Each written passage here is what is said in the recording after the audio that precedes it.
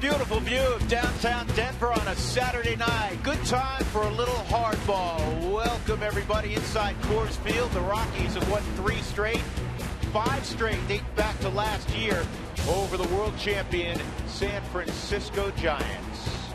And with that, we welcome you officially upstairs with my partner George Frazier. I'm Drew Goodman.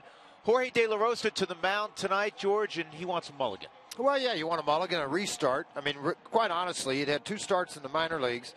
Then he started here. It was kind of like spring training. Didn't have command of the split, didn't have command of the fastball. It was up in the zone. The velocity's good. He's perfectly healthy.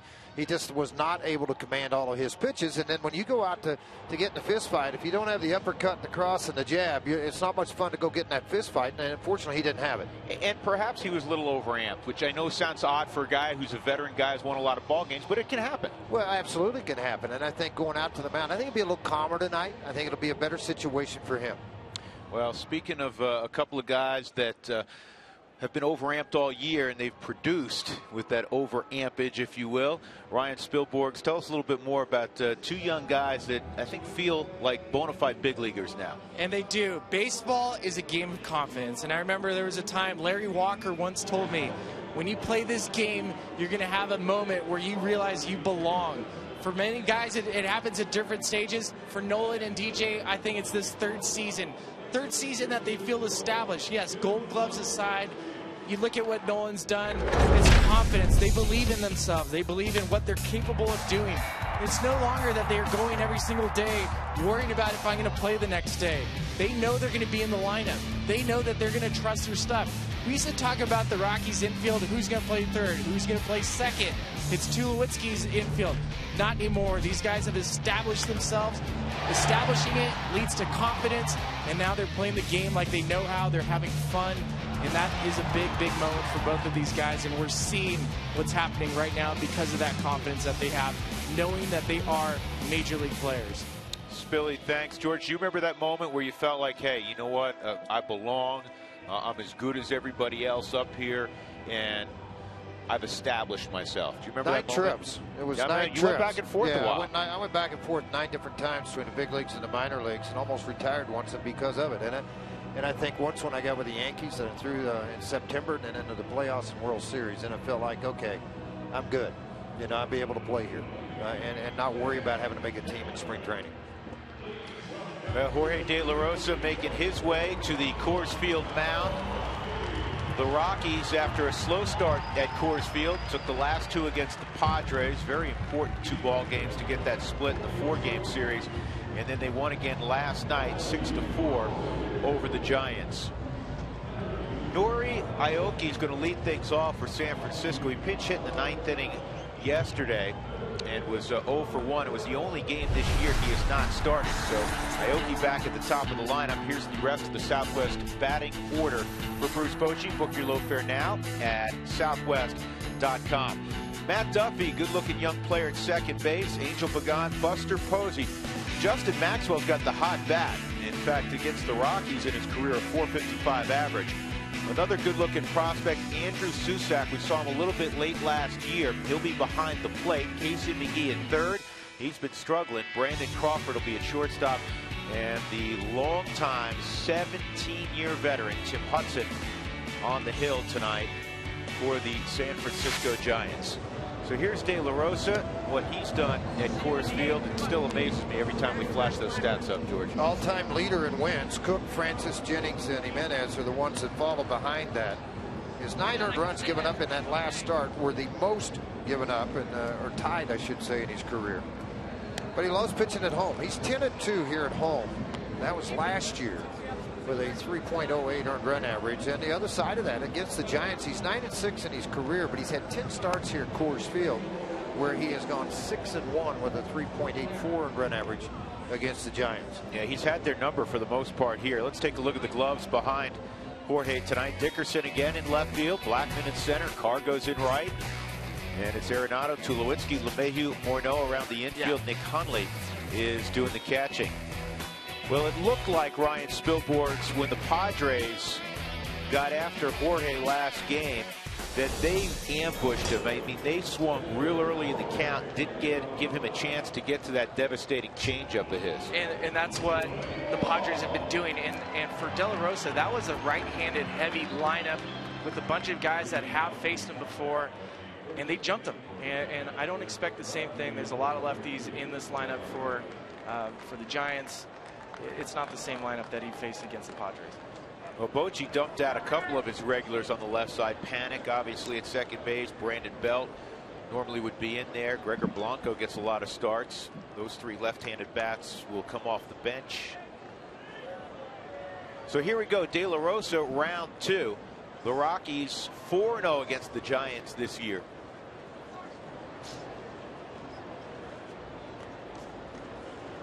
And De La's first delivery just off the outside corner at 92 ball 1.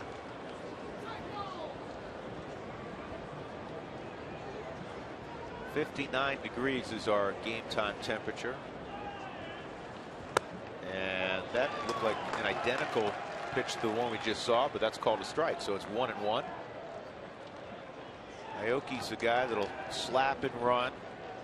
So the Rockies almost play him as a right-handed pull hitter in the infield. That's a good idea of what he does. He's checking the bat. That didn't sound healthy, Spilly. He needs a new bat. He's going back. Did you find a quick question, because you played over in Japan a couple of years ago, and most guys in the United States have gone to maple. You still see some ash occasionally. In the Far East, is it the same way? Is it mostly maple, or is it different? It's different. I mean, every guy has their preference, but the maple bats in Japan I felt were great. I had this SSK. I used sand bats in the United States in Louisville Slugger, and SSK made some really good bats over there. That's a bat company. Yeah. Well, they started making gloves. They made a little bit of everything over in Japan. They tried to become a big competitor of Mizuno in the glove industry and couldn't do it. So they are very prominent in the bat industry, though. There's a lot of coaches that tell you the SSK Fungo is one of the best made.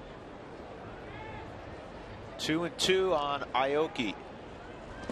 And that's low. 3-2. These both look like a split change, George, huh? Yeah, he's trying to don't pull too hard. Scouts will ask me all the time, is that a slider or is that a split? And I go, it's a split. They think it's a slider because of the down movement away from the left-handed hitter.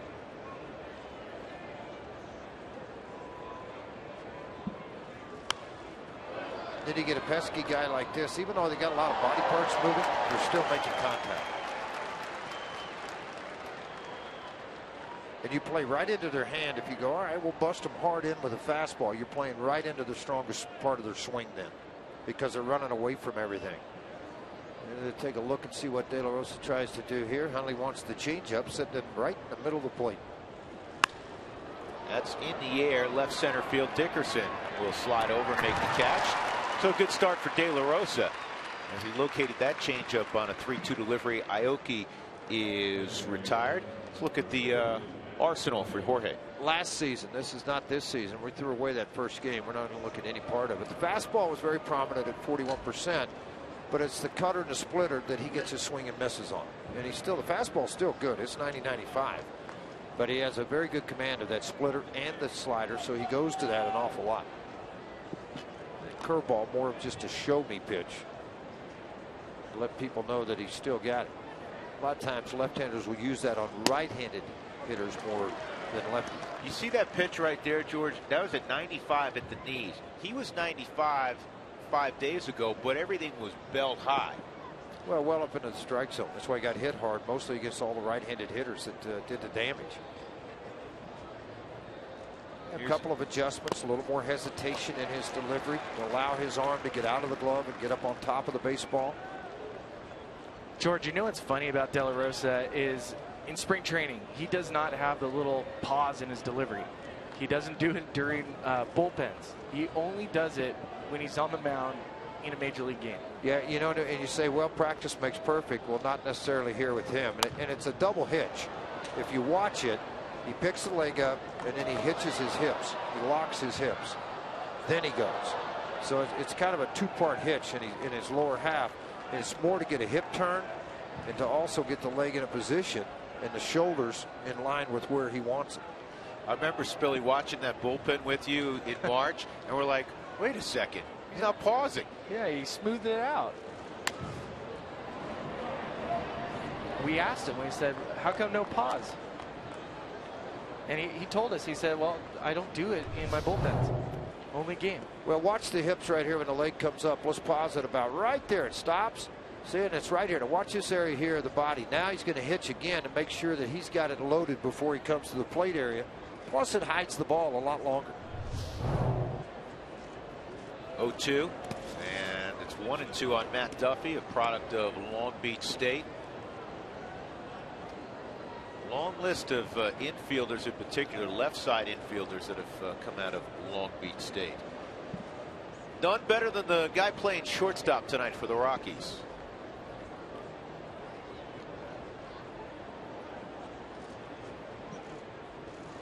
One, two, and he got him.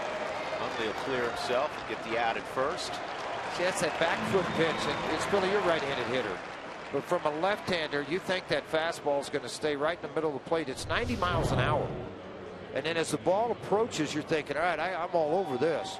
The next thing you know, if you hit it, you're going to break your shin or pull it foul. That's one of the toughest pitches, and it's a pitch that a lot more lefties have started throwing. I think Madison Bumgarner right away when I started thinking of that crossfire cutter to a righty. A couple years ago, lefties were sinker balls away, sinker, changeup away. And then it started to change. You started to get more velocity. Clayton Kershaw. And you start seeing pitchers throwing that cutter into right-handers, and it's really equalized the left-handed, right-handed matchup. Pagan's been pretty good early from the right side. A lot of times you'll see switch hitters struggle from the right side early on unless their division or their early games are loaded up with left-handed pitchers. But he's 7 for 16.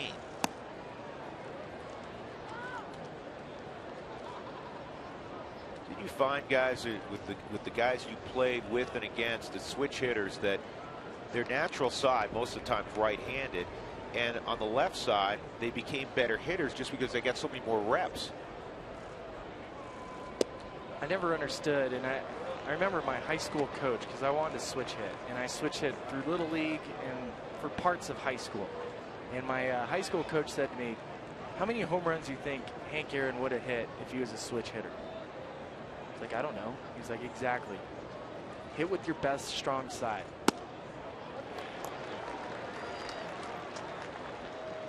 Did you try to flip any of the boys, George? Me? No. Just hit. Just hit, right? Just hit.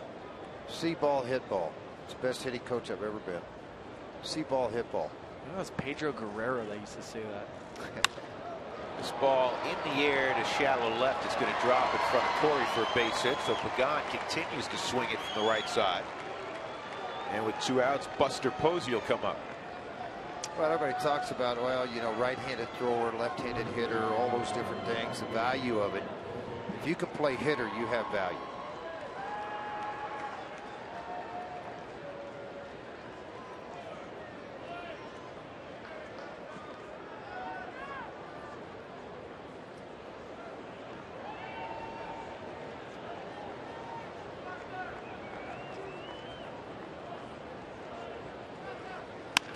Down the line, pass to diving Arenado, all the way to the corner. Pagan runs well. He's going to score. It's a double and an RBI for Buster Posey. So Posey hitless last night, pulls one past Nolan Arenado, which, as we know, is not easy to do. A lot of times that split will roll to that inside, and because of lack of velocity, you get the head of the bat out a little bit quicker. It was down and into Posey. This ball shot by, hit too hard for Nolan to knock down or get into the corner, and all that Corey could do is play it off of that wall. And you see that ball, look at that ball cut right into the middle of the plate to Buster Posey.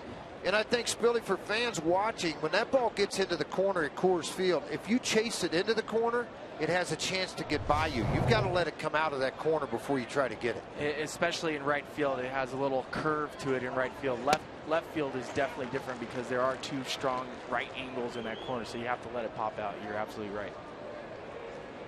You can see the curve right in right field. I've seen many good outfielders run to go get the ball, and they're having to pick it up by the bullpen. Justin Maxwell, an 0-1 count. Good swing there. It's 0-2. That was Posey's first hit, in fact, against the Rockies this year. He was 0 for 12. Tim Hudson has to be in that dugout, George, saying, what's going on? That's just the second run they have scored for him when he's been in a game this year. Tonight his fourth start. Worst run support in baseball. 1 run in 3 starts. Keeps looking up on the scoreboard. Is that one for us?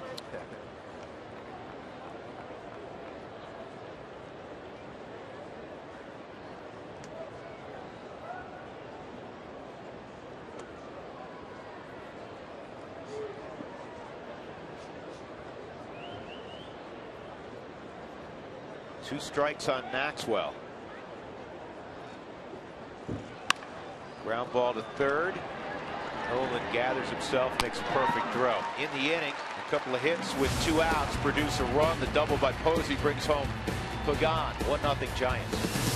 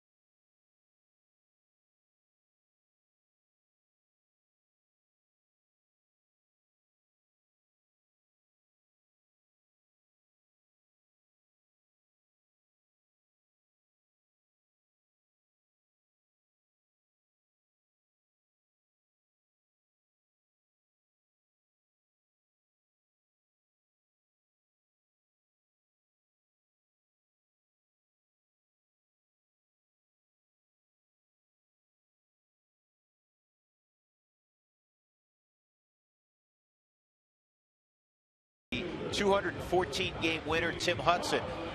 Charlie Blackmon's going to lead things off for the Rockies. Here's the rest of Colorado's lineup, as written out earlier today by Walt Weiss. Brought to you by Southwest Airlines, and it'll be Corey Dickerson again at batting second.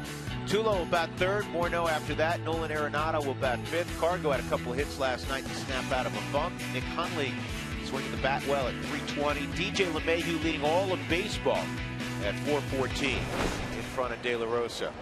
Well, Tim Hudson has been a tremendous pitcher, except in his career, George, when he's had to toe the rubber at 20th and plate. Not very good. 0-2 with a 7 ERA, mid-7. Away from here in the Rockies, though, he's 5-1, pitched very well. You mentioned those 214 wins. That is the most among an active pitcher throwing the baseball today. He's 214 and 126. Almost 100 games over 500.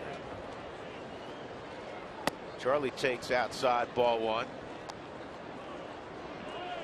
Charlie has a hit in 13 of his first 17 games this year, and he's been on base in 16 of the 17 games he's played. He hit a long ball to center field, Spilly, that, you know, you really got to get a hold of one and go out here. Well, Charlie's been making a really good effort on trying to hit the ball hard in opposite field. He asked me yesterday, right after he hit that homer, does that count as an opposite field home run? I said, yeah, it's to the left of the 415 sign. Of course it is. It counts. So he went oppo. He went oppo. 2 balls and a strike on the Georgia Tech product.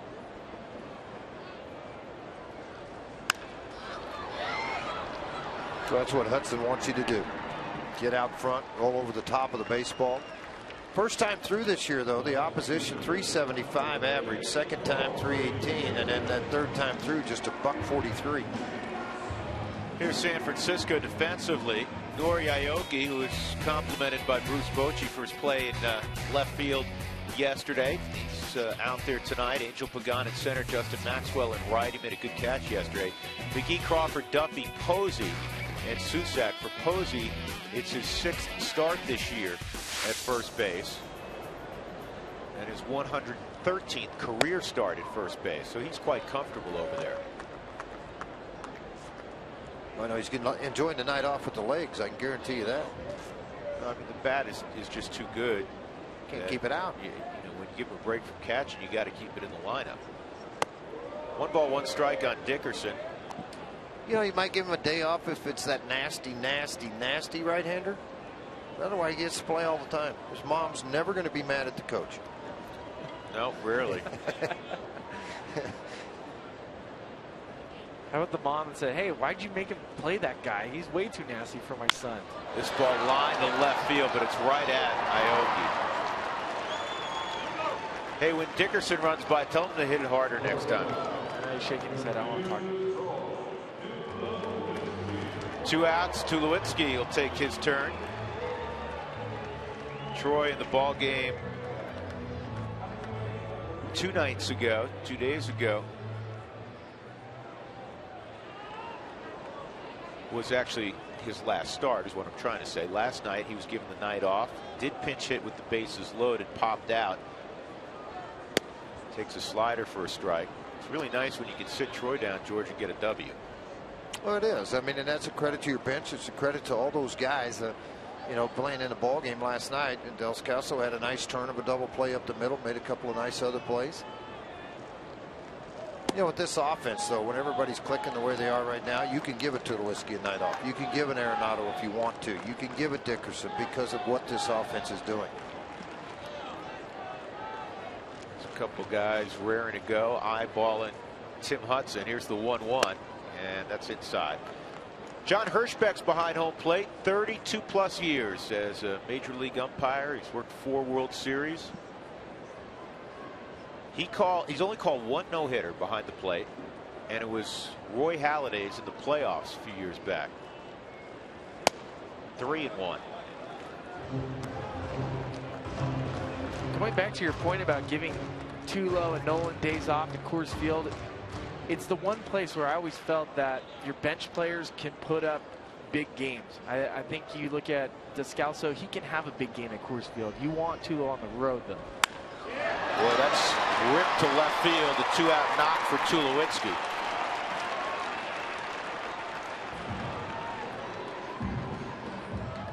Billy, he does as good a job as any hitter pulling his hands in, doesn't he? Well, he talks about this. He is not worried about the ball being able to beat him inside. He just naturally knows. He has confidence that you cannot get it by him inside. So when he's facing you, he's looking middle away, and he just will react to that pitch. There is nobody that can pull their hands in that well. The only other guy that I could think of that has pulled his hands in that well was Todd Helton. Todd Helton pulled foul balls into the 3rd upper deck. 2 of them very similar things. Base hit. This is going to squeak through for Morneau. And now with 2 outs, the Rockies have a little something going. Nolan Arenado coming up. Nice to get the table set for Nolan with Morneau's base hit through the right side.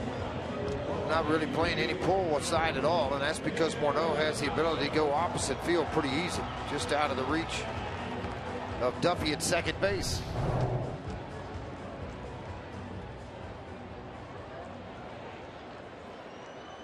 Arenado 3 for 13 versus Hudson with a couple of strikeouts. Good time to change that. 2 for 5 last night. He had a good series against the Padres, was 4 for 8. 545 with runners in scoring position, 6 for 11. I think 4 of those have come with 2 outs.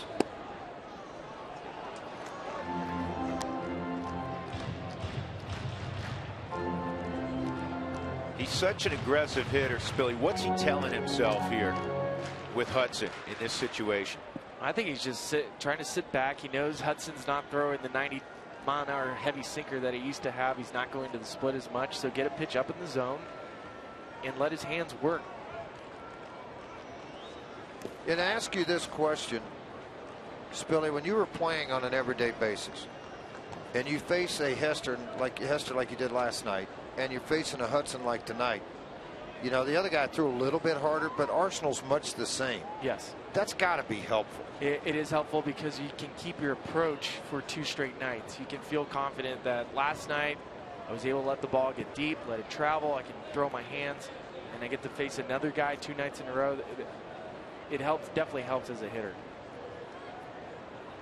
Same thing that happened in San Francisco, to George's point. They beat Heston 2-0, and Heston obviously pitched well. The next night they came back, and though Hudson pitched a good game, 7 innings, 3 runs, they had 8 hits off of him, and they ended up winning that ball game 4-1. I asked some players in San Francisco that exact question. They said it is helpful to see a similar arsenal back-to-back days. Well, and velocity-wise, the Giants are the lowest in Major League Baseball as far as starters' average fastball velocity. So you're not having to cheat. These are the at-bats where you can sit back and really just trust those hands.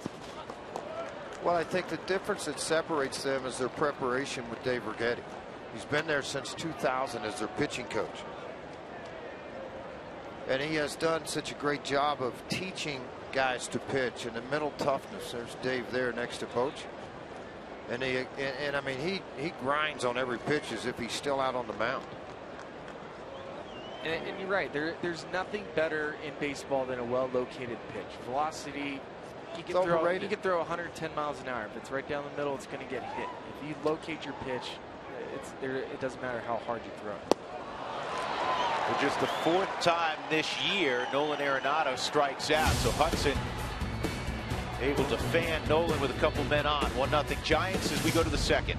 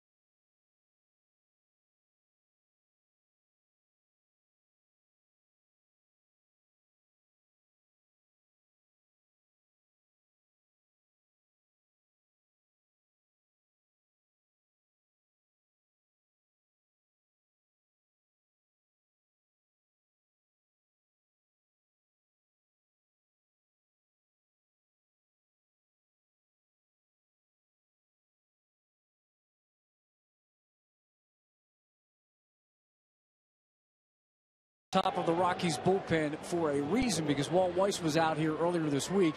He's not worried about Jorge De La Rosa, who did have a tough first start on Monday. He had a great side a few days ago. Looked like himself. I attribute it to the fact that his first time out, difficulty finding a rhythm, and just being overamped. Guys, something different this year. Walt Weiss is actually coming out to the bullpen 3 or 4 times a week to watch his starting pitchers throw sides. I asked him about that. He said, yeah, he and Steve Foster discussed it in the offseason. And I guess I want to ask George and Spilly how different that is. How unusual is that for the manager to be involved in that with the starters? Well, I think a lot of times you want to see for your own self. You know, because, and nothing against Steve or any other pitching coach in the game. But I just think sometimes you want to see for yourself. I didn't have a lot of managers come out and watch, but I had a lot of managers go, how was he when they called down when I come out of the bullpen, how's his stuff? And, more times than not, they'd say, I don't know, you better get somebody else going. And then all of a sudden you get them out, and it's like, so they just quit calling. I personally can never remember, unless the guy's coming off the disabled list, a time where the manager's watching bullpens. Susak hits it in the air to center field. Charlie started in, has to retreat a couple of steps, 1 out. But I think it helps him too, Spilly, to understand what they're trying to accomplish. And, you know, as a young manager, I think that helps him. When you go down there to work on sides, and you know, I'm kind of speaking to young kids now, but whenever you throw your bullpen, have a purpose behind every pitch. Don't just stand out and go, okay, I got to throw 35 today in the pen. Just go throw 35. Just stay home. You're not accomplishing anything by working for that. Well, and I like, too, that Darren Holmes and Steve Foster have the ability to talk with Walt about what they see. The more eyes, the better. Well, I think it's good. I mean, you know, Darren's gotten into the biomechanics of a delivery now and a throwing action of the arm. And a lot of times Steve can see things on a delivery type situation maybe. And it's easy for those two to converse to try to fix something to help guys.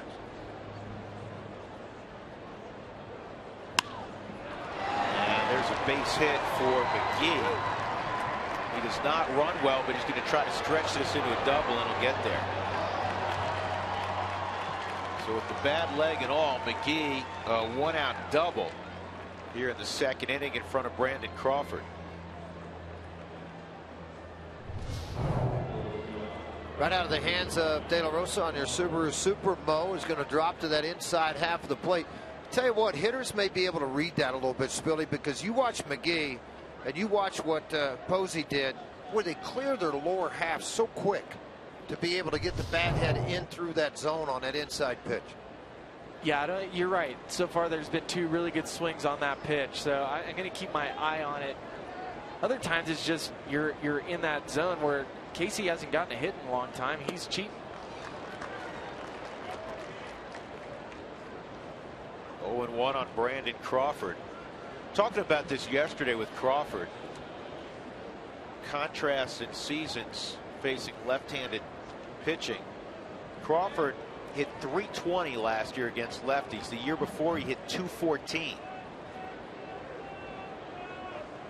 You know, and I got to you know, and again, that's an overall number. I want to also research it and say, all right, what left-handers did you hit? You know, was it the specialist out of the pen that you got some of your hits on? You know, was it Kershaw? You know, or was it, you know, Jaime Garcia? Who was it you got your left-handed hits off of? And that's not taking anything away from hitting 300 against left-handers. No, not at all. You know what? There's been times where I've argued about platoons and having a lefty only face right-handed pitchers or righties only face lefties. I used to argue every now and then, give me a righty. If I'm going to be the left-handed facing starters, I need to face a right-hander because it keeps my front shoulder in. You know, Spilly, I argue this all the time with guys. You played in the minor leagues with the Rockies. You played every day. Yes. I mean, what'd you play? 144 games. You played 130 of them. You get to the big leagues, all of a sudden you can't hit a right-hander. I'm like, why can't they? It doesn't make sense to me. They just did it their whole career in the minor leagues. So why all of a sudden, why can't they do it here? I like to see guys fail before you can come to a conclusion that they can't do something.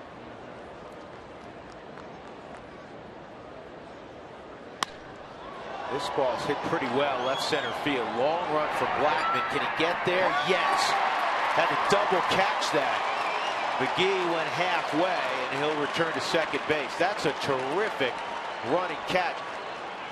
You know what? He must have run 40 yards to get that baseball.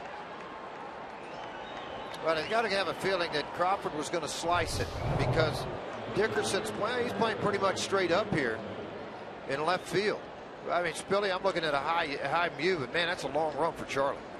That is a long run. That's a touchdown. That's a deep ball into the end zone that Charlie just ran down. And to talk about Crawford right there, lefty on lefty, he keeps his front shoulder in. He's been pulling so many balls against right-handers. There he's able to stay in, keep that front shoulder closed, and drive to the opposite field. I can see why he hits for a higher average off lefties based on that approach and that swing now. You want to keep Hudson in hibernation. He has not had a hit. I don't want to jinx it. I'm not going to say it. Yeah, I'm not going to say it. it. I'll tell you after. Perfect. Here's the 0-1. No, you can say it. Yeah, after that swing, Spilly. Yeah, you're safe. He's 0 for his last 45 at the plate. There you go. Now you jinxed it. Well, you know what? I'm blaming it on you because you told me to go. I was going to hold back. I know the string of tweets is coming. Here it comes. Oh, if he gets a base hit, you're going to get blown up on Tweet World. Ring him up, John. I'm nervous. Yell at him, Fraze. You know him.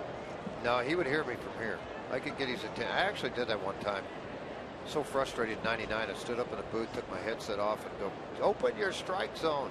He turned around and looked. Only time a broadcaster's been thrown out. I didn't get tossed. Here's the 1-2. Uh-oh. Feel like he's a little shaky up here right now. A little nervous. No, I'm telling you, you're fine. Side angle. Doesn't look good, does it? No. Well, let me ask you. Let's just go ahead and spin a cutter in there and get it over with. What do you think? Blow him away. Yeah. Have him grab some pine meat. Mr. Kruko likes to say next door.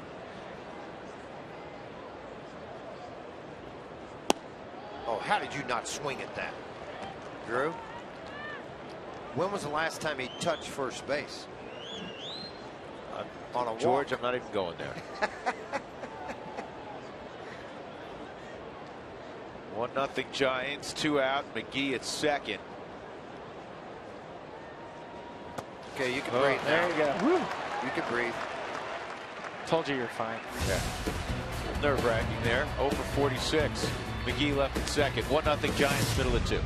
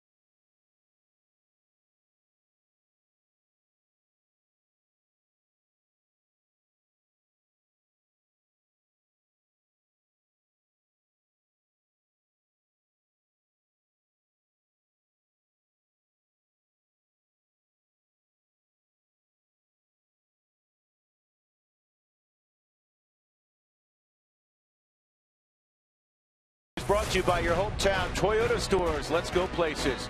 By Jack in the Box. Jack's hottest sandwich is back. Head to Jack in the Box for Jack's Blazing Chicken Sandwich. And by Southwest Airlines. Book your low fare now at southwest.com. We go to the bottom of the second inning with George Frazier and Ryan Spilborghs. Mark Stout as well. I'm Drew Goodman. The Giants got a run in the first on a Buster Posey double. Cargo's going to lead things off. He's batting sixth once again. He snapped an 0 for 16 last night, going 2 for 4. And he gets a slider for a strike. This Billy started with his double down the left field line. Then he had a base hit up the middle as well. Well, for him, it's just using those hands, sitting back and driving the ball opposite field. That's when he's at his best. We already talked about Tulo, how good he is at hitting that inside pitch. Cargo is just as good. It's just he has to trust it. He doesn't have to force it. He cannot try to hit the ball in the third deck. He's a much better player when he's hitting the ball using the big part of the field. I almost see the opposition attacking him with slow, and slower. You know, it's not like hard in, slow away. Well, and that's the problem is you have this mental approach and you don't know how they're going to pitch to you. Are they pitching you soft away? Are they going to bust you in, hard in? It's this in-between area that Cargo's in. When he's just trusting that he's going to get a fastball middle of the plate and then being able to adjust, it's when he's the elite hitter that he is. 2 balls, 2 strikes. Dougie just handed me a note. Cargo in his career, he gets off to slow starts, but he's a 270 hitter in April. The rest of the way, he's a 297 hitter.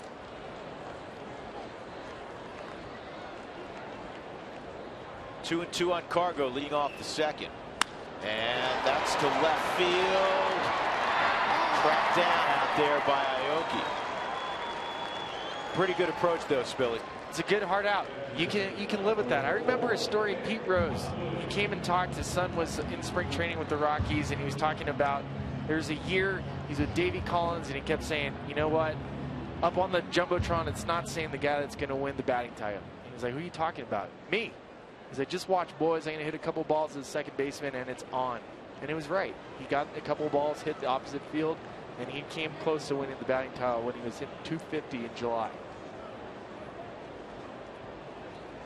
Here's Nick Hundley. And Nick takes a strike.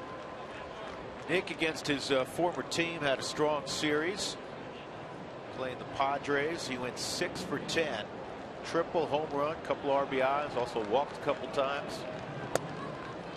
1 ball, 1 strike.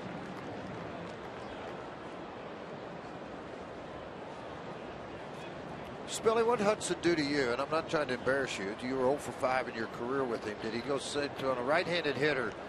Is it more expected to see the hard sinker under your hands or take it away from you? He threw it away from me and then would come in and then would throw his. He was much more of a split finger pitcher a couple years ago. He's not going to it as much. He's much more slider this year. I think he's at 27% slider. When I faced him with the Braves, it was probably in 2008, 2010. He was primarily fastball, hard sinker, and then he'd just come with the split finger. 1-2 on Hundley. That is a fair ball. And a low throw is dug out by Posey. 2 outs.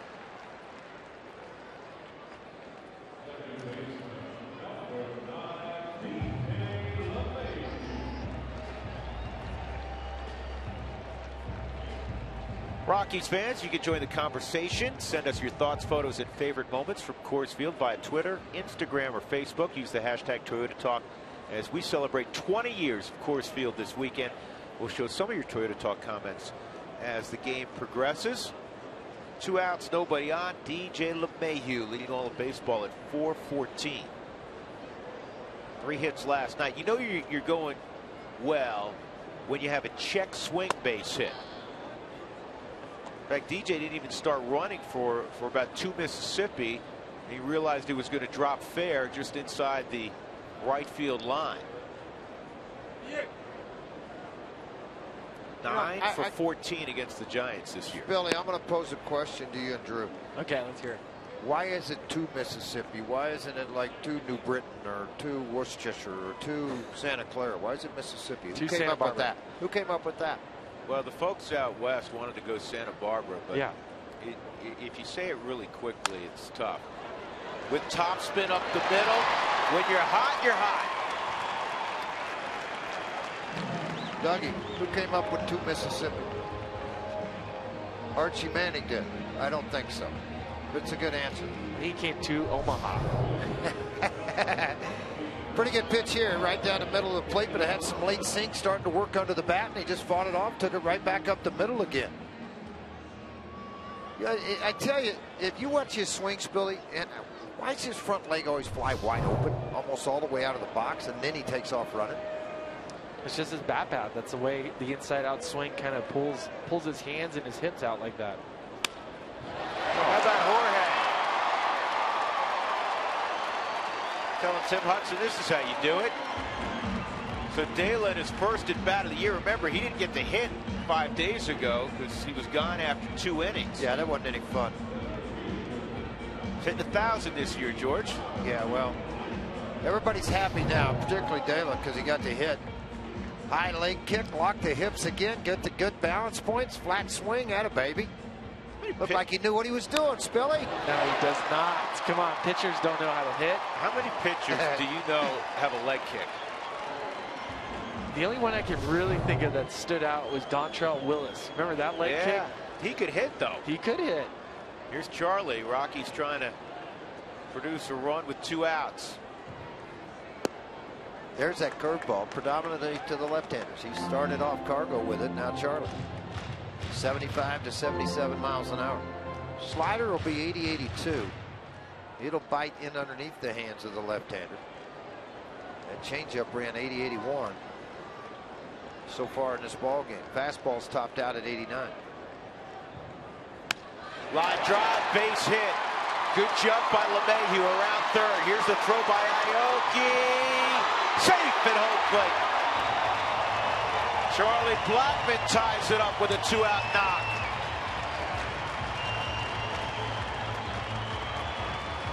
Good slide by LeMahieu and good coaching by Corey Dickerson. That was a beautiful baseball play all the way around. Charlie Blackmon hitting it opposite field. Look at Aoki. Doesn't stop, runs straight through it. Follows his throw, perfect to the hop. And then Dickerson doing what you're supposed to do. You're the on-deck batter, supposed to let the runner know where to slide. It's a great play all around. That's a wonderful baseball play. 1-1. Yeah, bang, bang, got out of the way there, too. That's good. And it's a team play, Spilly, because the on-deck hitter becomes the coach. Yes.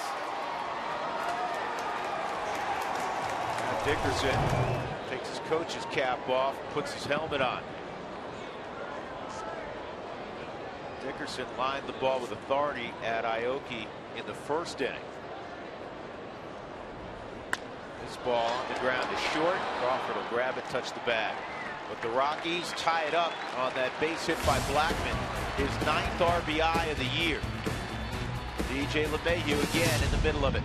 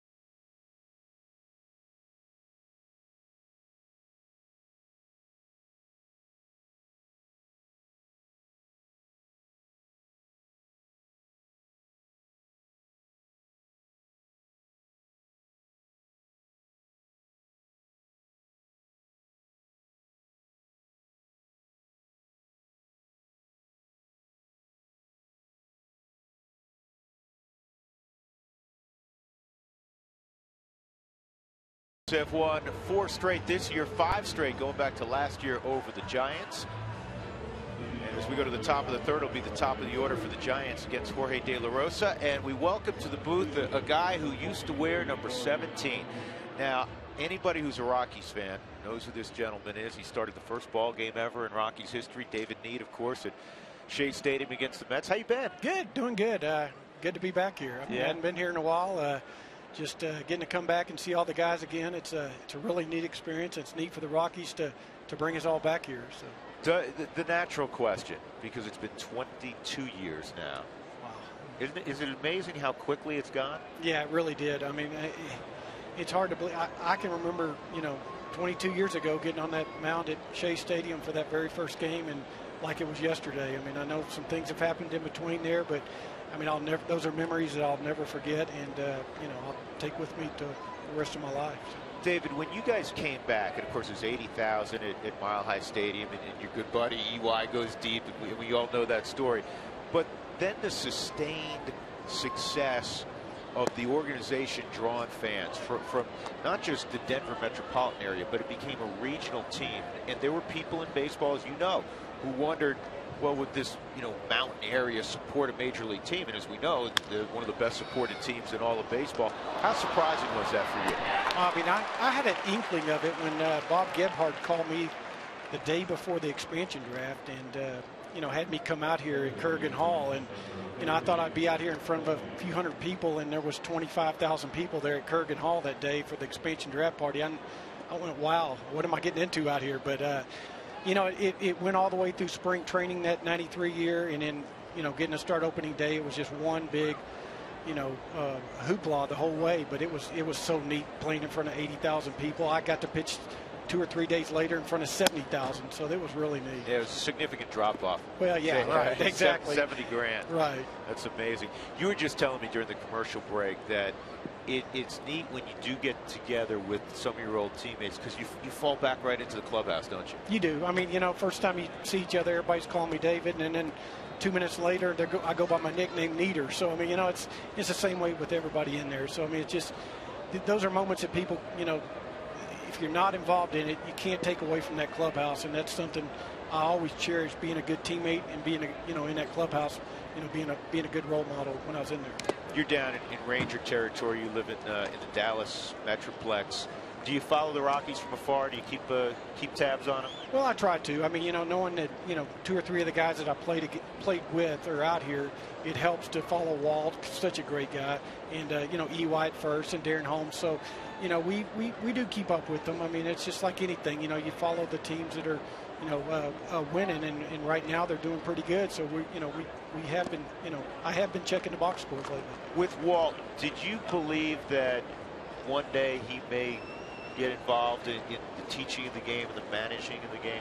No doubt. I mean, there was 2 guys on my team I played with, and it was Joe Girardi and Walt Weiss, and look at both of them. They're both managing right now. I mean, they just had that something about them that when they talked in the clubhouse, people were attracted to them. So.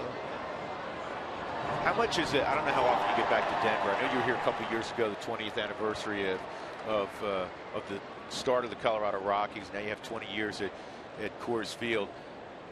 When you get back here and you see the downtown area, how much it's growing, and I always say this is the central part of it. When Coors Field was built, it became a renaissance to Lodo, and when you get back, you say, wow, man, that building wasn't there. That I would assume, right? Well, yeah, my wife surprised me for the 07 years. We came back, and she surprised me with a ticket to the World Series, and I knew then when I came back, nothing looked the same as when we started this thing in 93 and 94 and then 95 opening up this field. I mean, it's, you build the stadium and they all came around it. So it's really neat to see how it's evolved, the whole downtown Denver has. What other memories do you have? I mean, there's some natural ones for fans. EY's home run, the first pitch, I'll never forget you threw it, at Shea Stadium when actually there was a team taking the field. What other memories do you have from that initial season? Well, I'll go to the 94 year. I mean, that's when my oldest son was born. He's 20 years old. He was born premature at 1 pound 5 ounces, and I threw my first shutout, or the very first shutout in Rockies history that year. But I was battling some things off the field with him being born so early, and being able to be a part of that, and then see him 20 years later, and then he got to come back here 2 years ago for all the hoopla on opening day for the opening, and that was really neat to share that with him. Pretty special. Very special. Yeah. Do you keep in contact with old teammates at all as the years go by? Not like I should. I mean, it's like anything. You get involved. I've got 2 little ones now, 4 and a 5-year-old. So you get involved with the T-ball parents, and it's whatever sport you're in or clique you're in with your kids, and that's kind of what it is. But to get to come back here and see all the guys is very special, and nobody misses a beat. Good inning for Jorge De La Rosa. David, it's great to see you. We wish you all the best, and enjoy your teammates here on the 20th anniversary of Coors Field. Thank you very much. Bet. David Need, he threw game number 1 in Colorado Rockies history. We have a 1-1 affair, and we'll come back with the Rockies on offense, bottom of the 3rd.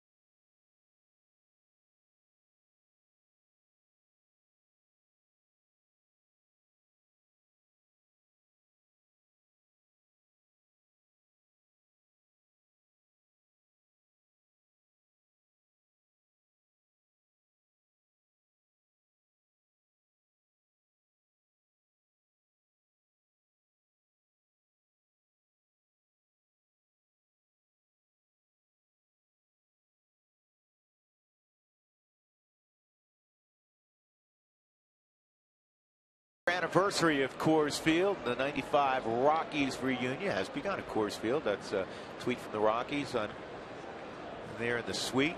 See some guys that, you know, a little more gray hair, a little less hair, but it happens. It happens, man. It happens. It's 20 years ago, baby. Come on. And I know, George, you've had the opportunity to go back with, you know, Yankee teams in the past, the Twins team, the World Series, the World Champs you were on in '87, and guys never skip a beat, do they? No, and it's funny. You sit down and start talking, and they, do you remember? And they're just like, what are you, nuts? Oh, boy. You remember this one? Troy Tulowitzki, take a good look. You won't see it for long. Tulo's second of the year, and the Rockies are on top 2-1. Hey, Spilly, that went really far if you didn't notice. I couldn't see that far. That's how far it went. I thought it was going to hit the Toyota Tundra. Holy cow. Let's turn on one and see. You know, I'm tired of running hard into second. I'll just hit one so far and just jog. Man, oh, man.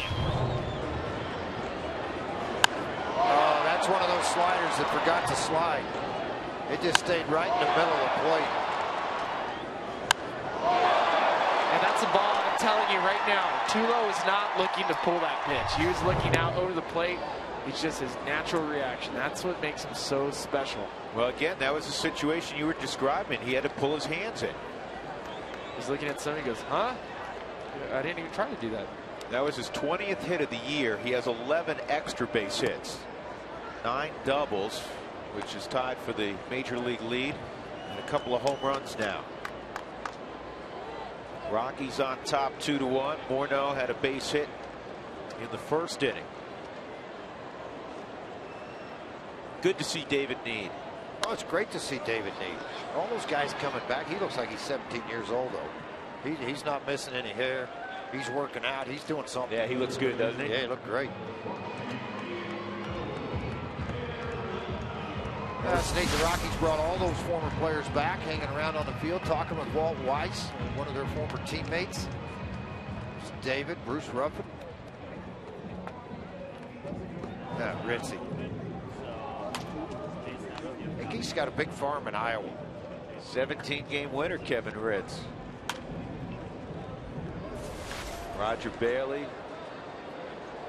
You knew he'd have a golf swing mixed in that hello. Roger gets a few rounds in, doesn't he? I think that's his job. Well, he's like a lot of athletes that they quit one sport, they think they can go play that one. Line down the line, just foul. I'm one of those guys, George. Yeah. I think I can play. Well, at least I'm trying to play golf. It's just awful. And I guarantee you probably have bought 35 putters, 40 drivers, and all these different sets of clubs. But I hate to tell you, it's not the club. Oh no! I dare you to hit it to third base. Yeah, that's a great sign. I love it. I grew up watching, you know, the Mets at Shea Stadium, and there was the famous guy, Doug, you'll remember his name, I'm sure, the sign man. George, you remember, right? Yeah. The sign man, he became and they were professionally done signs. And that was well done, but these were literally, they were done at like a printing company, and everybody would look down there if a play happened to see what kind of sign he would put up. You know, he had still Tom, there. You know, Seaver would strike out the side, and he put up Tom Terrific, but he was very witty. And that kind of reminded me of it. I dare you to hit it to third base.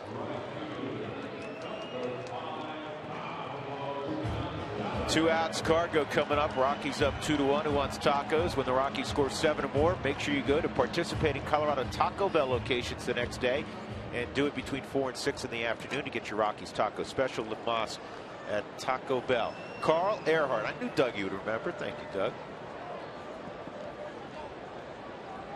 Cargo ripped one to left center his first time up. Aoki was able to run it down.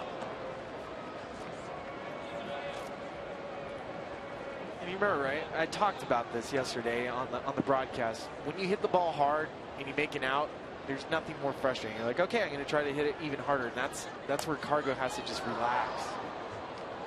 That was in on his knuckles, and he's in a hole 0-2. You see DJ gets a check swing, and you're like, come on, that's not fair. You see De La Rosa get a hit, you see a pitcher get a hit, you're like, come on. my swing was way better and I didn't get anything. Well, I think it's more frustrating for the young player than, and it is frustrating for an older player, but he knows things will even out. He's been there before. He's been through it a little bit. Ground ball to second. Duffy throws him out. Rockies take the lead on the Tulowitzki home run. His second of the year. 2-1 Colorado. We're off to inning number 4 at Coors Field. Larry Walker along in an inning or two.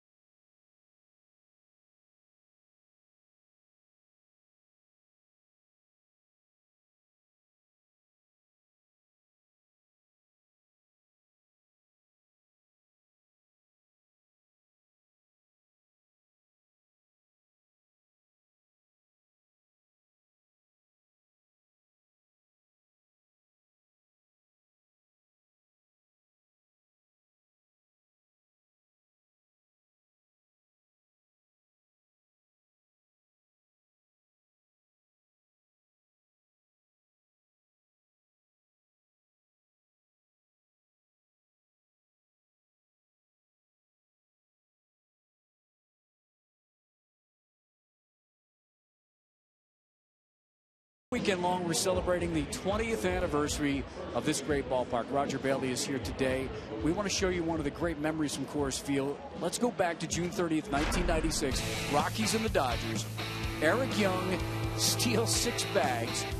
The first time he got on base, Raj, he stole second, third, and home consecutively. That's only been done 2 times since in 1996. He ties a major league record. He told me after the game he was so exhausted he couldn't. And then he says, if I had known I had tied the record, I would have went for third because he was the second in the 8th inning in a 12-12 game. What are you going to second? For third? I think so, because, during the course of the game, you don't keep track of what's going on. But after the game, to learn what a UI did was special. It was surreal because you look at stats like that, at stolen bases like that. Things like that don't happen. We're probably never going to see that again. It's only happened 2 times in baseball since Jason Worth and D. Gordon. Probably never again in Rockies. Do you want to see your home? Should we show your home run? I think we should because I think it's. Tulo just really, hit one. Who? No. Hey, we're all the same. If you hit a home run, you're a home run hitter, I guess. Let's show your home run now. Let's flash back. Tell us about the swing. Well, sadly enough, I got to second base and I stopped because I thought it bounced over, so I thought it was a round little double.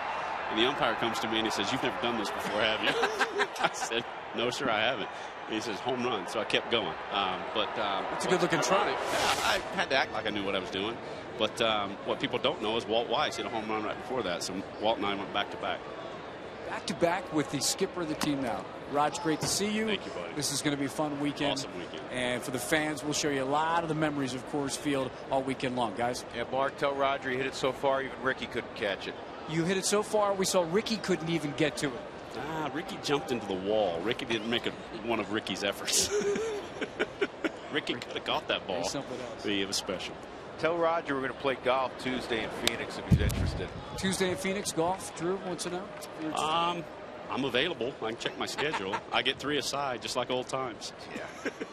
Tell him good luck. Good luck. Thank you, buddy. Thank you, guys. Thanks, Roger. Give Bailey 3 aside, George. That ain't going to happen. Drew, you need to give like 35 aside. I've played with you for 28 years. 1-2 on Buster Posey. Swung on and missed. Spilly, from your vantage point, it looks like Dela is pitching like the Dela we know now. He's gotten in a little bit of a groove last couple innings. He's getting in a rhythm, and you can see that off-speed pitches are down. He's pounding the zone down. He's staying very efficient. Against the Padres, a lot of those fastballs were up over the plate. This is the ball that, as a right-handed hitter, You want it up in the zone, but you just cannot prevent it. It's a 2-strike hack, and that's what we're used to seeing, George. That's what you're used to seeing. That splitter that you can't hold up on. Well, I think he got embarrassed in his first start. I mean, he got a lot of pride sitting out on that mound. And I think he got embarrassed, and he didn't like it. And I think he went back to the drawing board, and I'm going to fix this, and I'll show some people a few things. 3 straight punch outs for De La Rosa. Maxwell grounded to third his first time. Rockies have a shift on. That cuts inside. 1 ball, 1 strike. Rockies up 2-1 on the home run by Tulowitzki. And by the way, that was the 100th home run at Coors Field for Troy Tulowitzki. 5th Rocky ever to hit 100 home runs in this beautiful ballpark. Line drive toward Cargo. Lay out, make the catch. 2 gone.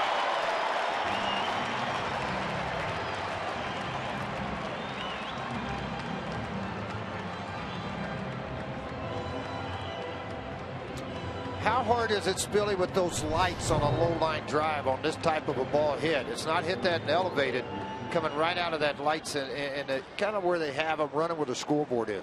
You get used to it, but you're right. Those low lights, they can get right in your way. But what I love is that Cargo is not taking his at-bats into the defense. He is eliminating the thoughts of whatever at-bats he's taking, and he's playing quality Gold Glove all-star defense in right field. You gotta love that coming from your superstar. Spill, you and I were having this conversation earlier. We love a lot of the new metrics. We talk about analytics and so forth. Some of the defensive metrics I don't care for, because I've seen Cargo rated as a negative defensive player, and this guy's won several Gold Gloves, and they don't take into account, as you pointed out, how many guys just stop and don't even think about taking an extra base. He will get to a ball down the right field line, and guys will stop at first. That's doubles, and those are numbers that aren't even being written down as a defensive metric, being like a run save. So Susak lines this ball to deep left. Get down. It did not. It gets out. So Susak ties up the baseball game with a home run. His first of the year, his first RBI of the year.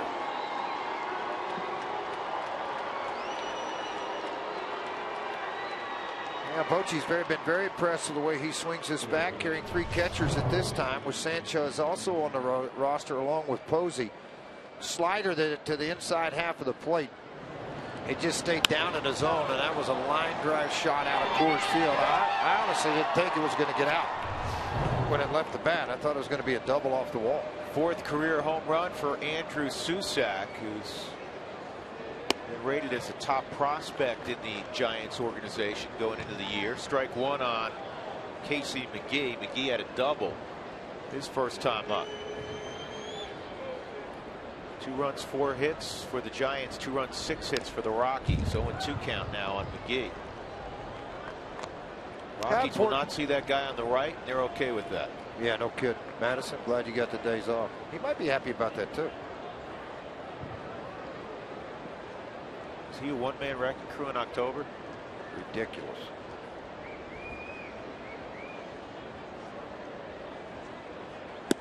Two days rest, 5 innings, shutout innings. And you got the feeling, if you needed him for another 5, he would have been good for another 5. Well, he wasn't coming out, I can tell you that. Bochy would have gone to him and said, hey, you're done. I got to do. Oh, I'm not coming out. I'll let you know when I'm coming out. 1-2 on McGee. Didn't get him a bite on that splitter.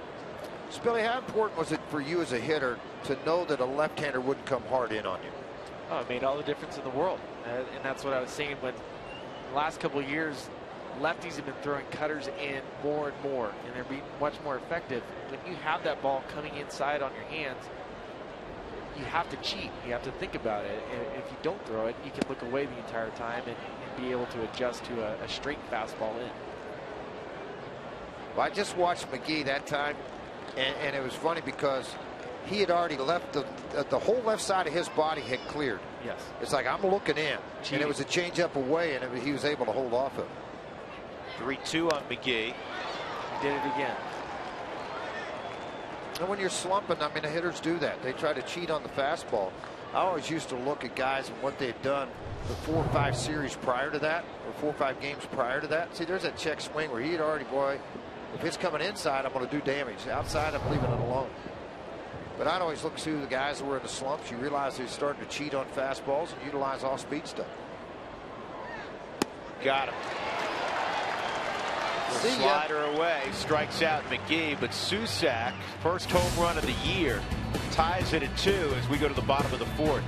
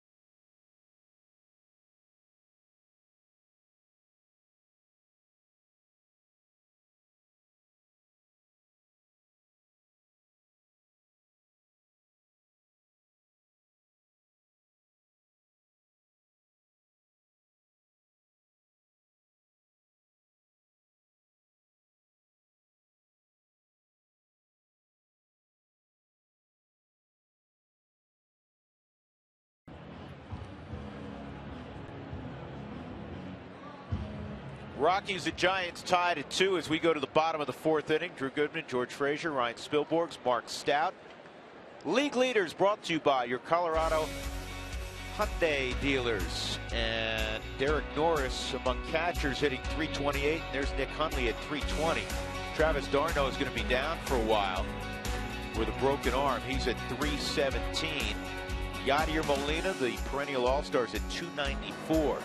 And here is Nick Hundley, who grounded to third his first time against Tim Hudson, and gets a breaking ball for a swinging strike. Hey, Spilly, you seeing the slider a little bit more? Like, it seems like last couple of innings he's gained a little more confidence in it.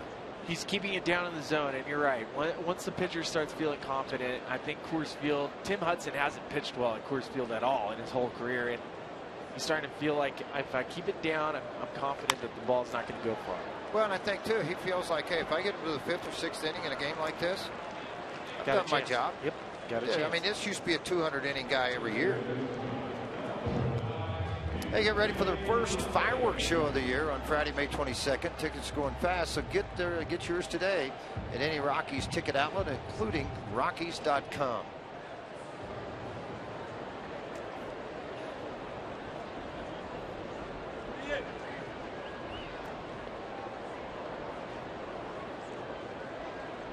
DJ had a base hit up the middle, kind of a topspin 2-hopper. It's impossible to get out right now. He's 10 for 15 this year against the Giants. He may start getting the Barry Bonds treatment. First 8-hole hitter to get walked all the time. Pass on him.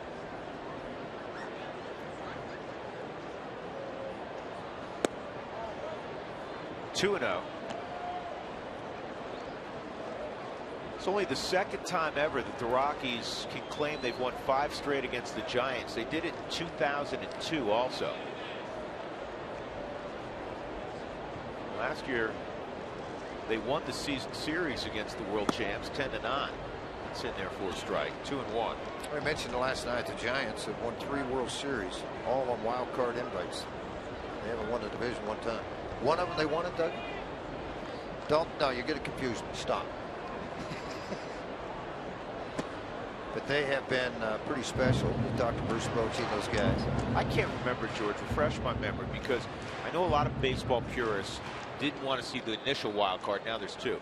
I think, and I think most people would agree, it's been wonderful for baseball. It keeps teams, it keeps the summer more interesting because more teams are in it. Well, I think so, and I think that that was the purpose behind it. Were you for it originally? No, I wasn't. But after seeing how it works and what it does for teams in September, no question.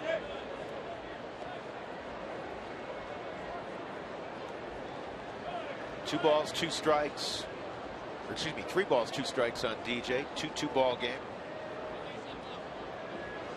The Rockies have won 10 of their last 14 against San Francisco. See if he goes slider here. That ball's pretty well hit to right field. Maxwell is going to get there in the corner. 2 outs. I'm going to correct that. They had a couple of division wins when they won the World Series. We had one as a wild card.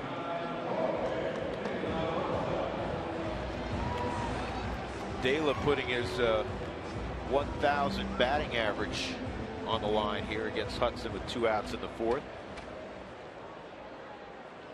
I'm okay if De La Rosa just takes every single pitch right here. Hudson's only threw 54 pitches through 4 innings. I might as well make him work a little bit. Don't go first pitch hacking.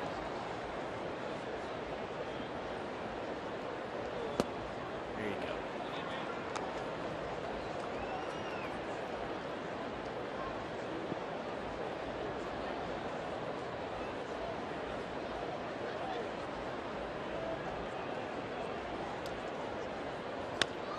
Yes, he did. Oh, come on. Stop it. That's not right. Matt Duffy, he's a tall second baseman. Otherwise, Dela wouldn't have shaved 500 points off his average. Killer. We'll go to the 5th inning. Rockies 2 and the Giants 2. Coors Field on a Saturday night. Larry Walker along in a moment.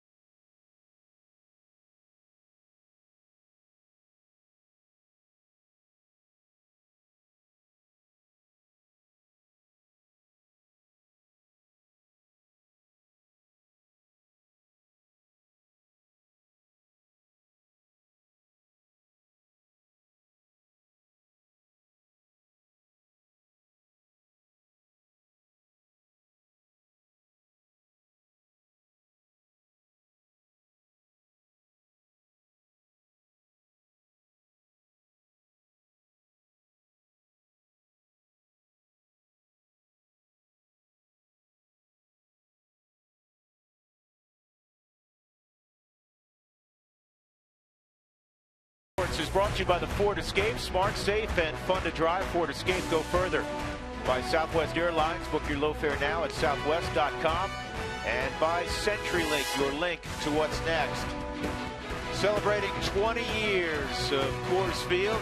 2-2 ball game on a Saturday night as we go to the top of the 5th inning. We have another tweet from a guy named Walker. I scooped up some great tickets at the Rockies game. Well, and here he is in person. I did see you sitting down there with Dick Monfort. You didn't scout those, I assume. No. A couple of my daughters are here, and I wanted them to see what it's like to sit down at field level, so we went down there for the first couple innings. Did you bring your glove just in case? No, I had them protected. There you go. I stuck my head in front of it. Brandon Crawford steps up against De La Rosa. I know you follow the Rockies closely from afar. Like what you've seen so far? Yeah, what a great start, especially out on the road. I think I ran into a little buzzsaw with the Dodgers there, but all in all, the infield it's fun to watch this infield. It's pretty solid infield. You and I were were kind of texting back and forth the other night. Arenado's a freak show. He's amazing. You know, I got to see it in spring training and some games here and there that I seen live, but you don't get tired of watching it because it's day in, day out. And your buddy over at first, Morneau, do you see his kick saving a beauty the other night? Nope, missed it. Tell you what, he's got the goalie glove. He knows how to put the pads on and go after it. Larry, this is Spilly. I'm in the box. Is it true that you are the Justin Morneau fan club president? I am. I invented it. I say yes or no if you're allowed in it or not. You're not. Tell us about when Spilly was your puppy dog, when he was working out with you before he got to the big leagues. You remember that winter, right? I vaguely remember because he was always at the rack with the 45-pound big ones, and I was at the 25-pound rack, so I couldn't lift quite what he was doing. Larry, I told a story earlier today about you having this conversation with me when I was still a young player, and you said at one point in your career you're going to be a big leaguer. You're going to realize that you belong. Right. It meant the world to me, and I've always passed it along. Maybe you tell me, at what point did you feel like you belonged? For me, it was a game against the Giants.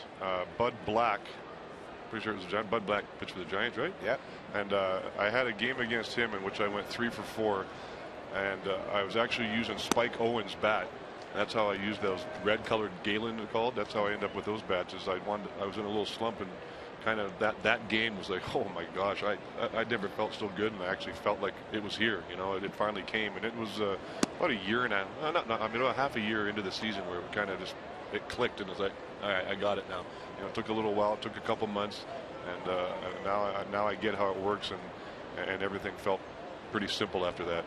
Did you have to remind yourself earlier in your career that this ball's in the air, right center field, that it's still 60 feet 6 inches, it's 90 feet between home plate and first, nothing's changed, the guys are the best in the world up here, but to get yourself to feel like, hey, you know what, I can play with these guys?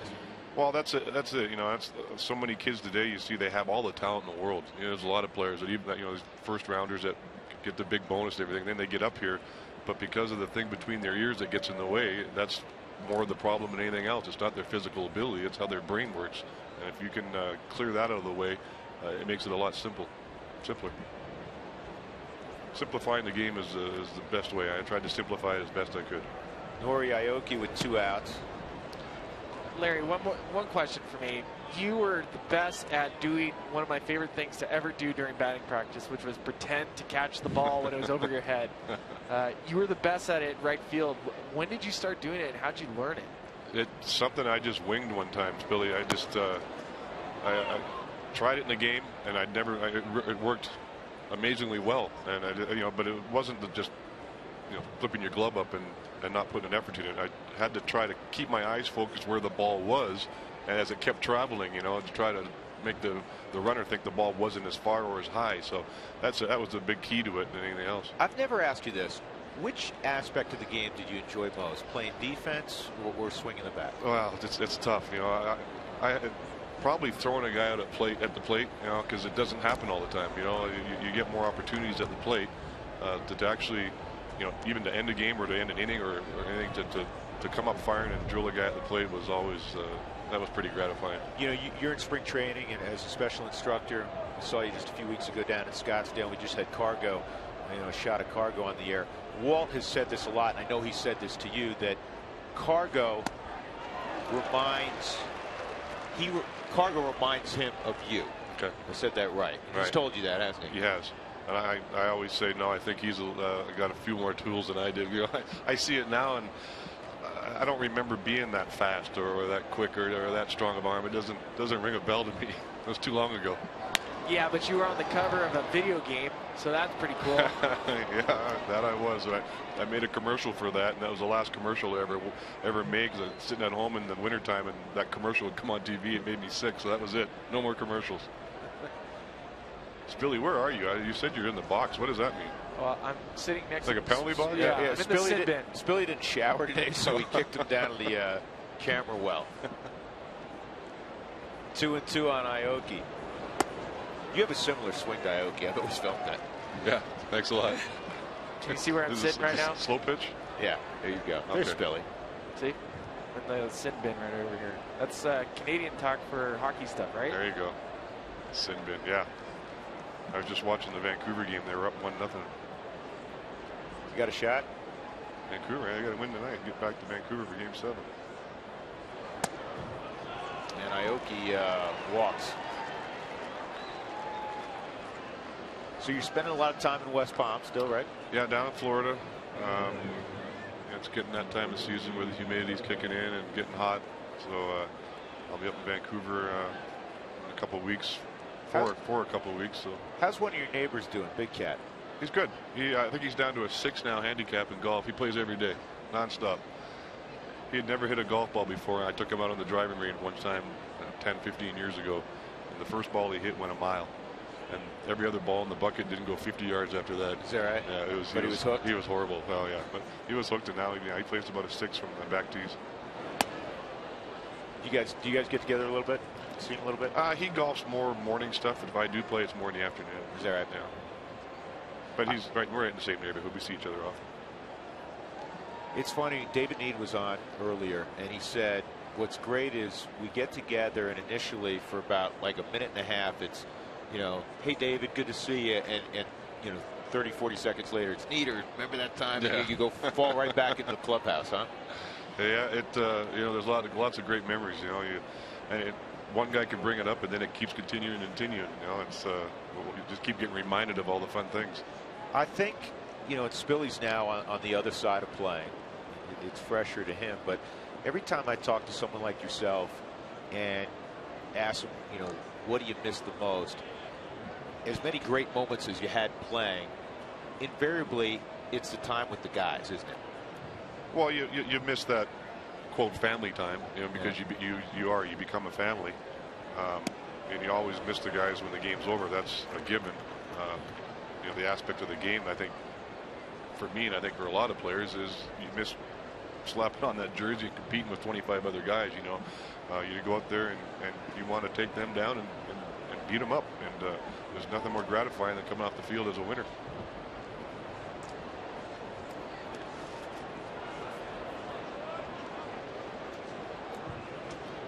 Two balls and a strike on Duffy. How much did you learn in spring training about this Rockies team? What were your impressions that week you were down there in March? I think the one thing I might have said to Walt was the pitching staff was a little bit better than what I thought it was. There's some good, young, lively arms, and that was a bright spot, because as everybody knows, pitching's going to carry you a long ways if you got it. So they seem to have that. De La Rosa had a tough outing, as you know, his first time out. He looks a lot more like himself today, doesn't he? Yeah, for sure. How about the moves the Padres made? I just said to some, they're in the second inning at 6-3 the Dodgers right now. I see it. I don't know if 9 runs have been scored in a game at Petco Park in years. It'd take a month to score 9 runs at Petco. Now they got some thunders, no doubt about that. De La may be getting a little fatigued. He got 2 outs pretty quickly. Now back-to-back walks, Aoki and Duffy, and you have Angel Pagan coming up. Christian Bergman throwing. Hey, Walk, do you feel like the game's changed at all since you played? I mean, have you noticed anything different that sticks out to you?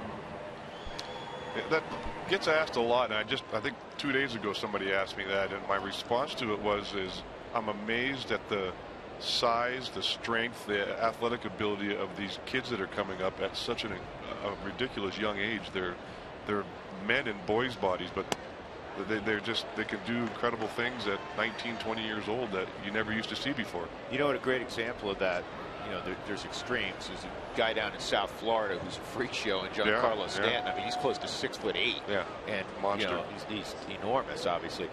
But have you ever met Mike Trout? Just seen him in spring training, but never met him. No, but he's big. Yeah, Aoki takes off. People don't realize, because it started in your age, in your era, where guys weren't wearing the tight fit uniforms anymore. It kind of were wearing looser uniforms. That's to hide our guts. Yeah, that back in your day.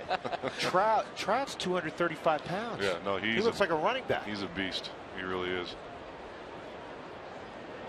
Ball and a strike on Pagan.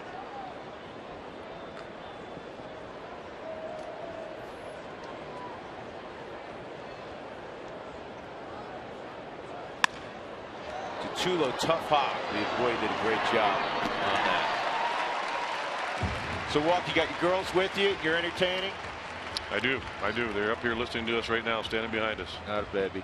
They're nervous. They think they're going to get on TV. Hey, Walk, I got to say this again. Thank you for your advice many, many years ago. It meant the world to me, and I always pass it forward, and I appreciate you. You got us, Billy. I appreciate the kind words. It's good times. I know you got a lot of buddies to see, man. It's great to see you, Walker. Thank you. All right, Larry Walker, 2-2 ball game.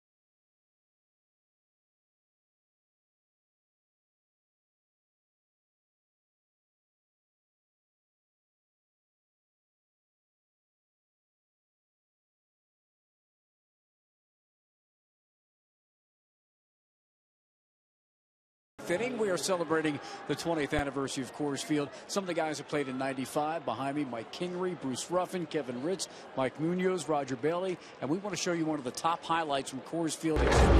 This is Mike Lansing on June 18th of 2000. It was a Sunday afternoon, 48,000 plus at Coors Field. Lansing hits for the cycle, the fastest in the history of the game. He triples and he homers, he doubles and he singles consecutively. He would have a flip at bat in that game, and he'd strike out, but he would come out because the Rockies would absolutely romp over Arizona by a score of 19-2. As Charlie Blackmon steps into the box, guys, Roger Bailey said to me, you know, Lansing could rake, and he did that game. In fact, one of the cycles in the history of this team here at Coors Field. Top of the order for the Rockies, Mark, in the 5th inning, 2-2 ball game. Blackmon drove in the first run for the Rockies with a line drive to left field. Brought home DJ LeMahieu in the 2nd inning. Tulowitzki a home run in the 3rd.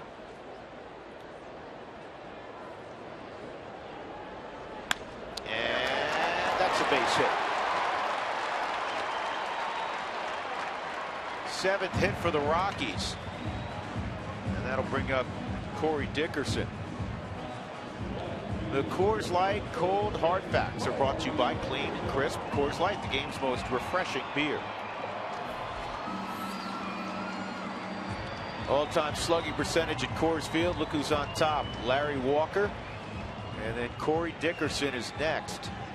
Matt Holliday is off to a terrific start this year with the Cardinals. Dante. And Jeremy Burnitz. Yeah, Dante will be here tomorrow.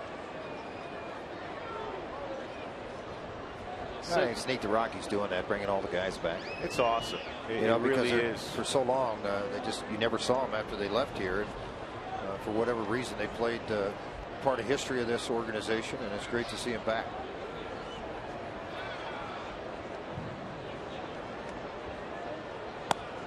Here's a strike on Corey. Line drive to left and a ground ball to short. Guys getting to mingle and catch up.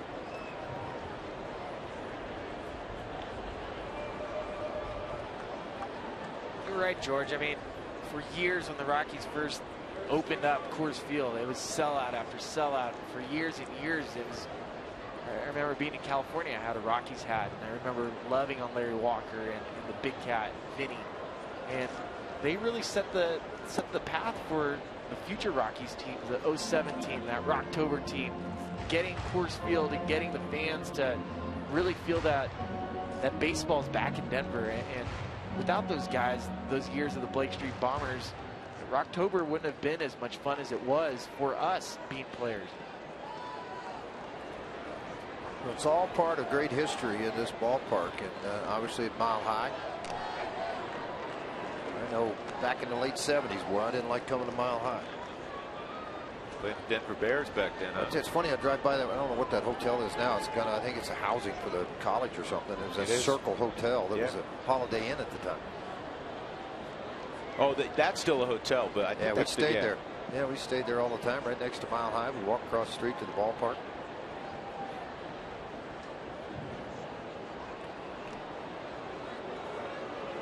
Blackman tied for the club lead in stolen bases with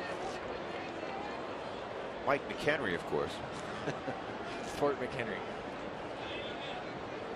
Well, I like these situations for Blackman, even if you're not stealing, to put into Hudson's mind that maybe I'm going to extend my lead. Maybe you shouldn't throw Corey Dickerson an off-speed pitch. Challenge him with your fastball. Describe that hack, Billy. Well, it's just him swinging as hard as he can. There's no way to describe it. I've never done it like Corey ever had. There's a ball out over the plate. He's going to swing and try to backleg it. Walks away from it. He does a lot of things that I haven't seen too many guys do. Well, what he does well with that type of swing as a pitcher, you're thinking, all right, I'm going to go change up. He's swinging that hard. He's that far out in front of stuff, swinging that hard. I'm just going to back it off and go softer. And a lot of times you do that to Corey, that's fine, but somebody's getting a souvenir about 25 rows up in right field.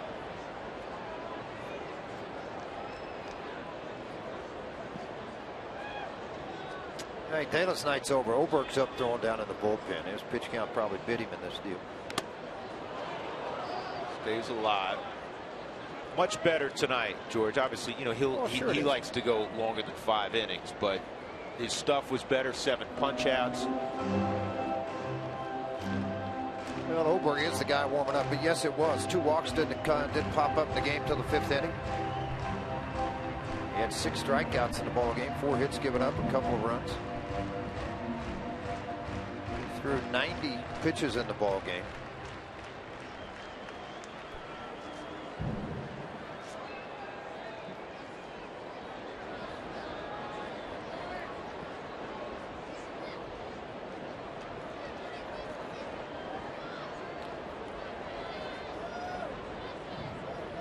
Nobody out, 1 and 2 on Dickerson. Try to go right back in with that slow curveball after he got a swing and a miss on the previous one. Susak just did a great job blocking that ball, keeping it in front, keeping Charlie from taking second right there. At some point in time, you're probably going to be in a situation where Susak's going to catch some, and you'll see Posey more and more at first base. But Brandon Belt's a good athlete.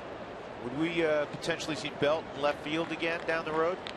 I don't see why you wouldn't, but at the same time, it's not easy to just go from first base and, all right, go get your left field glove or go get your outfield glove and get out there. He's done it a little bit in the past. He has, but it's still there's a big difference. I mean, Billy, it's I'm going to ask you, this sounds like a crazy question, but you talk about getting your legs in basketball.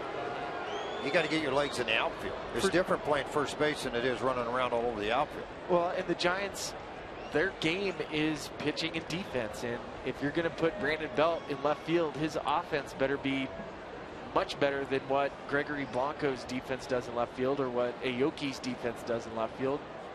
Well, I mean, last year, did they get caught a little bit with Ishikawa playing left field? I thought they did a couple of times. Of course, yeah, you're right. He hadn't been out there. Belt's got 36 career games in left field.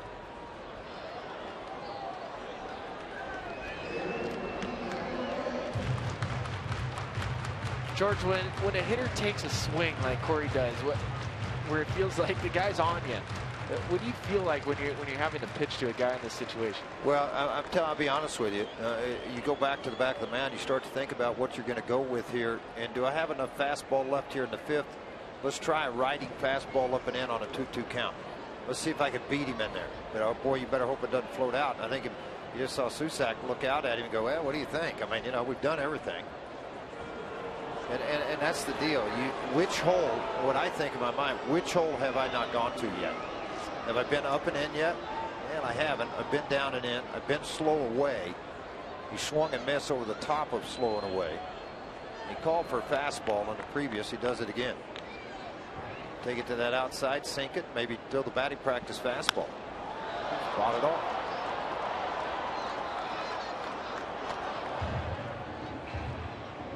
Because hitters can sometimes set up a pitcher based on how we'll swing. You kidding? We'll swing at a pitch in the dirt and look like a total fool, and then know that we're going to get it again just so we can back leg it.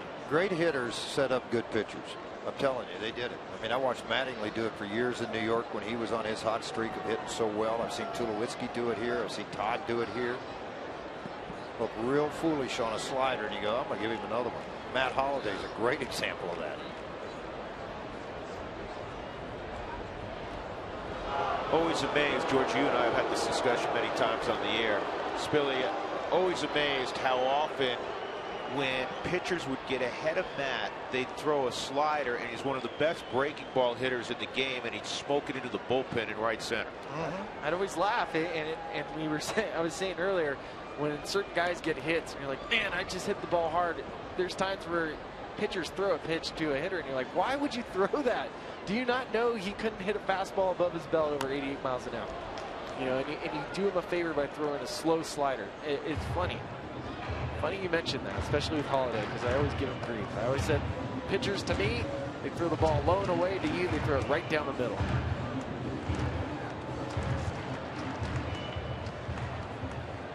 Hudson having to work here against Dickerson. Tulowitzki on deck. Nobody out. A lead single by Blackman.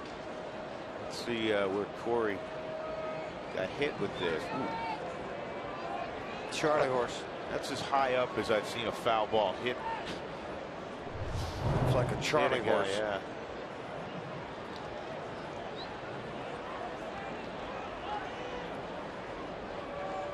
I've had to take an at bat for Cargo where he took a bad swing, and I had to come up and finishes his bat in an 0-2 count. That's fun. Not at all. This is on the ground to second. Dickerson's got to get up the line, and it's going to be a 4-6-3 double play. Come celebrate the 20th anniversary of the first game played at Coors Field tomorrow with 1995 Colorado Rockies players' appearances and autograph sessions. Tomorrow, it all starts here at the ballpark. ColoradoRockies.com/tickets.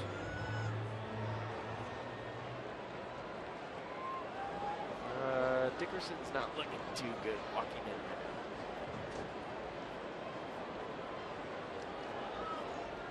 Troy is single in the first and a home run to deep left in the third. That gave the Rockies a 2-1 lead. We're 2-2, bottom of the fifth inning. It's a ball he hit out again, up and in. Troy's second of the year. And again, it was his 100th career home run at Coors Field, joining Larry Walker, Todd Helton, Vinny Castilla, and Dante Bichette. All over the 100 home run club at Coors Field.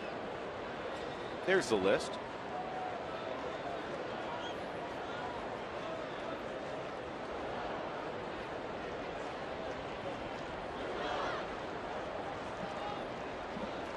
.78 out on the road for Troy. Here's the 1-1.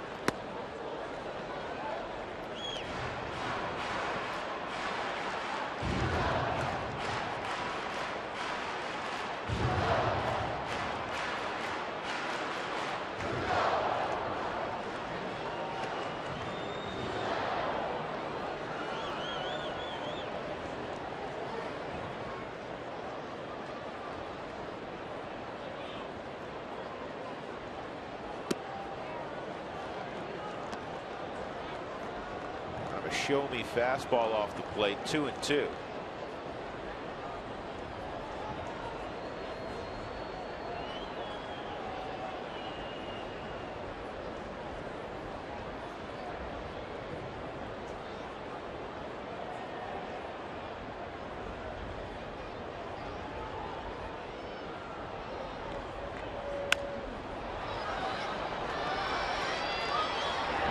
Crawford throws out Tulo. That'll end the 5th inning. We'll go to the 6th. The Rockies and Giants tied at 2 on a Saturday night at Coors Field.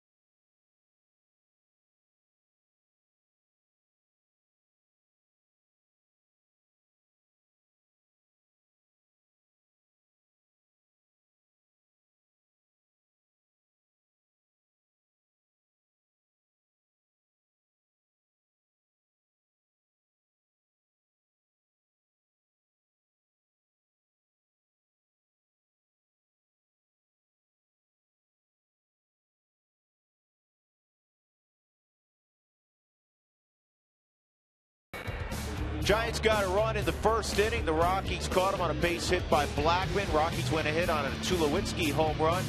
And then the Giants got a home run from Andrew Susac, his 4th career home run. 3 have come against the Rockies.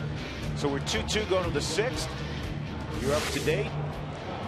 And Scott Oberg takes over here in the 6th inning.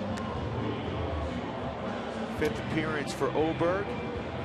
An unfair in run average, all because of one ball game. He's made some big pitches, big outs the other day. Got a big strikeout to get out of an inning against the Padres, and he'll be asked to maintain here with a 2-2 ball game.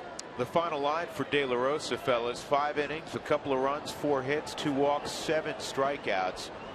Clearly much better, much more like Jorge tonight than what we saw 5 days ago. It was much better for me.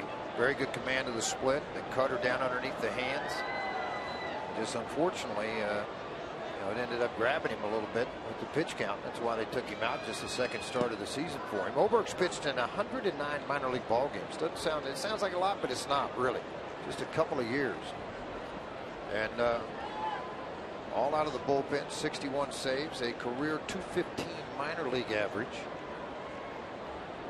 108 2/3 innings pitched. Good slider. 2-0. Misses with those 2 sliders.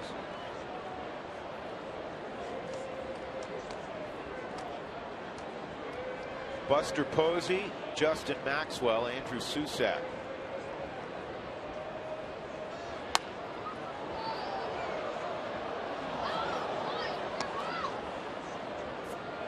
Oberg, a 15th rounder out of UConn.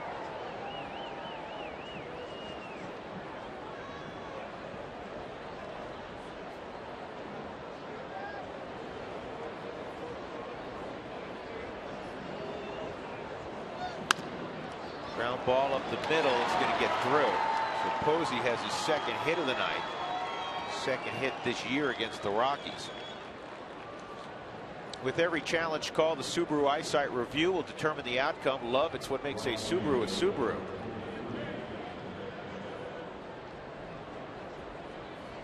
Now the chess game, you're starting to get into that area that's so much fun for announcers and ex-players, really, for us to watch, with the managers going back and forth on who to pinch hit, who to go to the bullpen, what to do on a hit and run.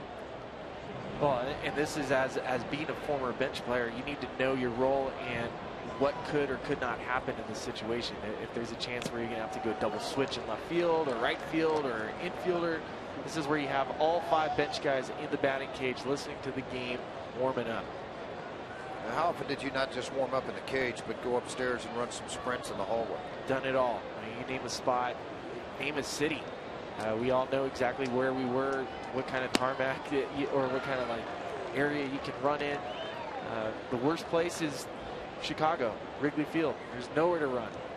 You just sit in that cold little dugout and just wear it. You can't even go find a cage to hit it. Well, they don't have one. Exactly. It's in right field. You can't call time and run out between right center. Well, Oberg will show you a big fastball, 95, 96 miles an hour. Very good slider with a lot of depth. Works downhill well. Tough kid. Don't let that baby face fool you. It looks an awful lot to me. I like Kim Brell when he first came up.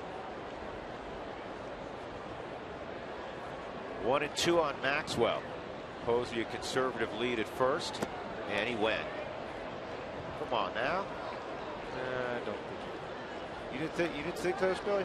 No, otherwise I'd be yelling at him. I'd be yelling at Welke right now. All right. 2-2. Checked it. I'll defer to you. Checked it just enough.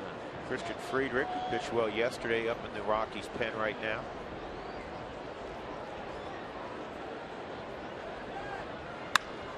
Yeah, this is deep right field. Cargo's going to watch it sail out. Maxwell's done it again. Hit a 2-run home run last night, and he's hit a 2-run home run tonight. The Giants are in front 4-2. Bruce Bochy can't take him out of the lineup right now. Of course, that next question you throw out there, when Hunter Pence comes back, what do you do? That's interesting. Oberg, hold on. Oberg tagged Maxwell. Maxwell's probably going, what the heck's going on? I'm jogging around the bases. Cargo threw it in because he's saying it hit the top of the wall and wasn't out of the ballpark. And now the umpires are getting together. And Welke was holding when he was running in with the safe sign. So I don't. If he is, Maxwell's out. He's out.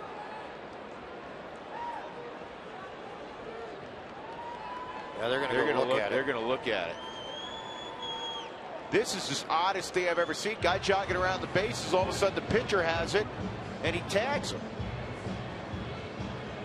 Well, and technically, Maxwell never touched home plate. He just went back right and did now. it right there, yeah. But the umpires didn't see it. That's right there over there. They never saw it. Yeah, I know. Well, you know what? I think whenever Hirschbeck grabbed him by the arm, he was standing on home plate, Billy. So I think he did touch it. Time for a Subaru review. Whether you're on the road or at the game, everybody could use a second set of eyes. Yeah, they're not getting a connection to New York right now.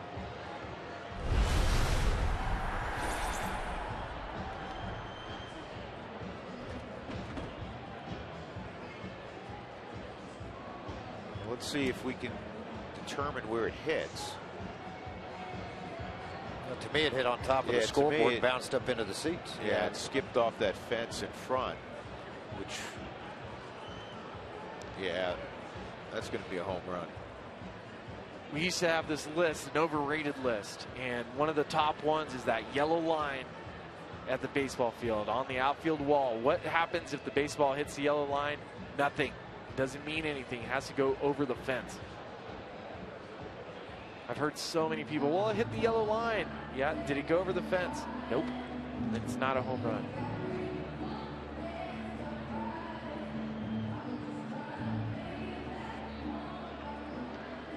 Home run. So a 2-run home run for Justin Maxwell. And it is 4-2 San Francisco.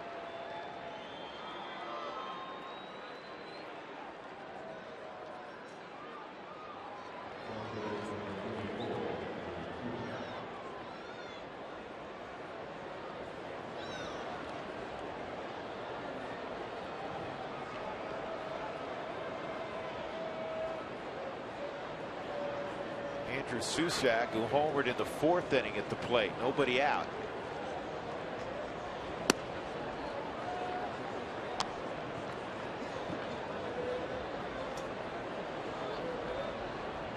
Maxwell, his 3rd home run of the year, joining Brandon Crawford with 3 home runs to lead the Giants. I mean, he's probably not going to stay this hot, but when Pence comes back in 3 weeks, he's in right, Maxwell's in left. Aoki sits down. I mean, what do you do? You know, it's pretty good lineup. No, and Aoki's off to That's a really what I'm good saying. start. I mean, it's kind of a nice problem to have. Not going to sit Pagan down, obviously.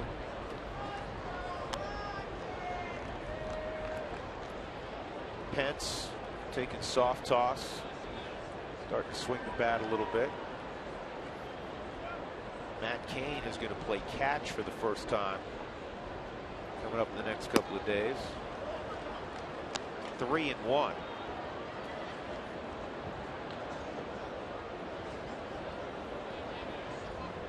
The injuries for the Giants. Ishikawa's been out with a back strain. That's down the right field line. That's a fair ball. Susak is going to have a double. Well, at least early in his career for Scott Oberg, George, it's a good outing and then it's a rough outing. Well, that flat fastball, 95. Spilly will tell you if the ball's up at all. And that's getting a little visit from Steve Foster. A Super Mo. Fastball. It's a pretty good pitch. Not really that bad a pitch. It's down outside corner. Susak just nice job of hitting. Well, and it's a 3-1 count, so you can cheat. You're looking fastball. You're predetermined that you're pretty much going to get a fastball, so it makes it easier to hit that pitch. If it was a 2-2 count, or if you were worried about his off-speed pitches, then maybe you're not hitting that ball as well as Susak did. Yeah, Friedrich's been throwing for a while. He's sure pretty close to ready if Walt wants to go in that direction. 6th inning, the Giants have taken a 4-2 lead.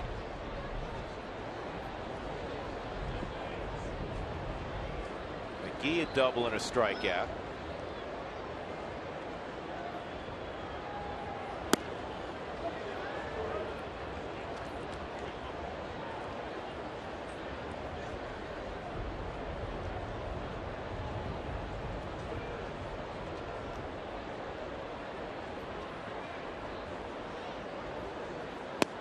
Billy, we talk about your experience in Japan, and I know you enjoyed the cultural part of it. Baseball at times didn't turn out as you would like, but for Casey McGee, he rejuvenated his career over there. He was such a tough out, and when you're facing... Oh, what a grab by LeMahieu. DJ LeMahieu making an outstanding catch. The reach of a 6'4" athlete. It's all about first step reaction to the ball off the bat. It gives you a chance to even make this catch, and that's what DJ does exactly. When that ball's hit off of the bat, soft line drive, it just outstretches and able to make the catch on it. Walt Weiss now, with Crawford up, will go to the bullpen. Christian Friedrich has been thrown.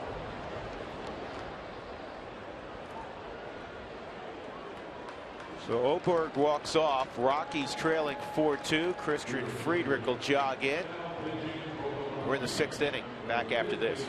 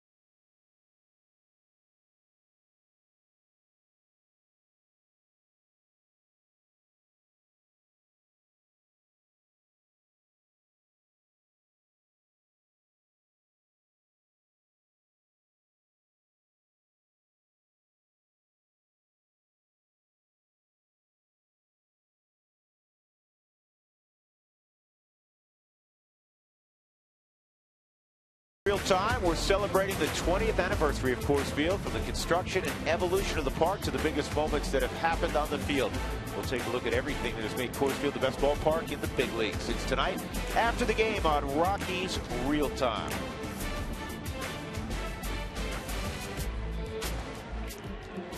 So Christian Friedrich, back-to-back ball games. This will be his 9th appearance. 7 strikeouts, just 1 walk. You like that ratio, George? Yeah, I like it a lot. 7 to 1, 9 2/3 for Christian. I think, you know, tough spot right here. You're down 2. You need to slam the door. Hudson's going to hit. There's nobody up in their bullpen, so this is a great opportunity for Christian to attack the left-handed hitting Crawford.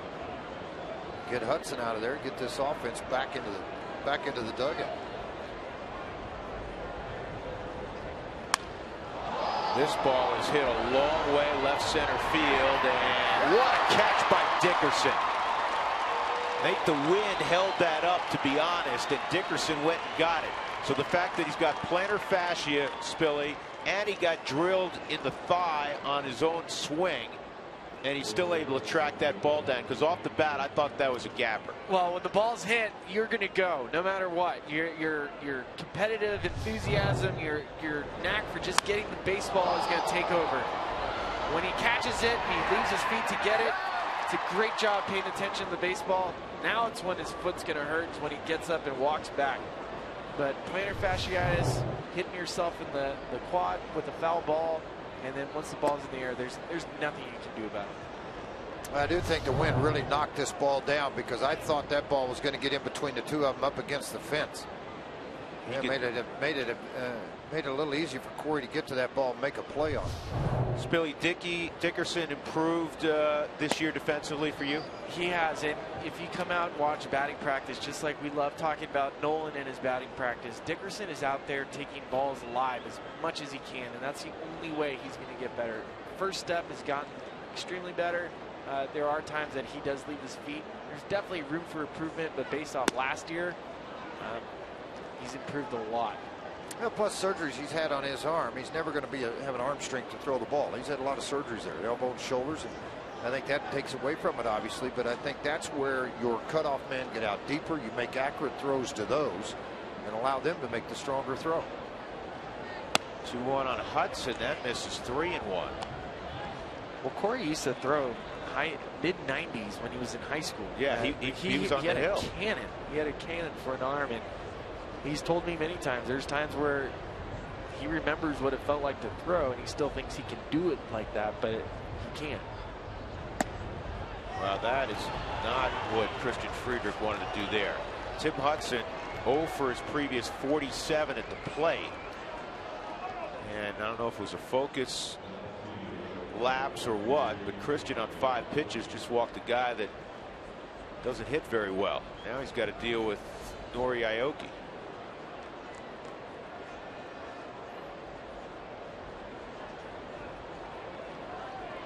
Well, this is what's made the Giants so good the last couple of years, is hitting with 2 outs, running in scoring position. The league average right now is 232. 2 outs, runners in scoring position. The Giants are hitting 254. This is where they make their money. This is how they end up getting to the postseason. Why they are such thorns in the Rockies' side.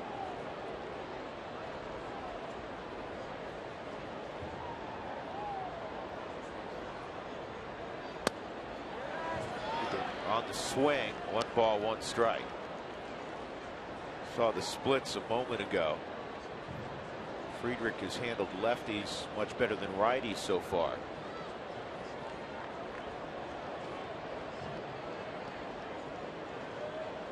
Aoki hitting .364 out on the road. Came over from Kansas City in the offseason, and this skips away. And now you have 2 in scoring position on the wild pitch. Now, one way I've always judged my career as a reliever, how many inherited runners scored when I came into a ball game. You know, now it's kind of difficult to do that, because very rarely do you come in with men on base. You're normally starting the front side of an inning. But this is something that I think Christian, obviously with these situations, could have been a little better. And I think that time Nick tried to backhand the ball, you know, versus pancaking that glove around and keeping it out in front of him. But the ball skipped a little bit. When it's out in front of home plate, that's the hard part on a catcher.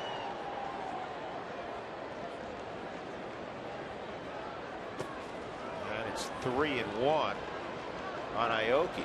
Nobody's up in the Rockies bullpen, and you have Matt Duffy, a right-handed bat, on deck. Obviously, you were planning on Friedrich, get Crawford, and then the pitcher Hudson. Now he's 3-1 on the left-handed hitting Aoki. Oh, that's nowhere close. Now the bases are loaded.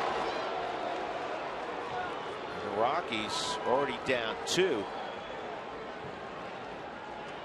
Are not in a good situation. Well, Back to the Game takes place on every Sunday home game this season, with the next one tomorrow. Get more information at Rockies.com/green. That's all tomorrow.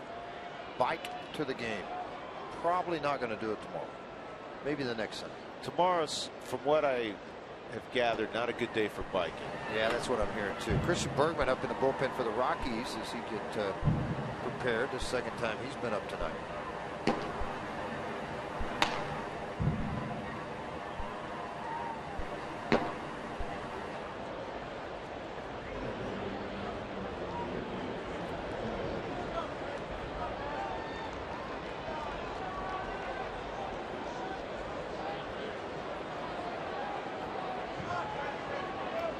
Two-out RBIs with the bases loaded this year. The Giants have not performed well. They're 0-71. They're 1 for 14.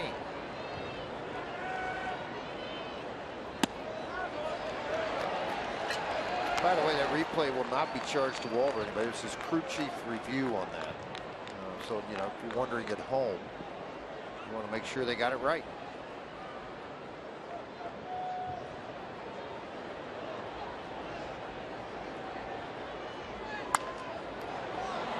Foul ball. Oh.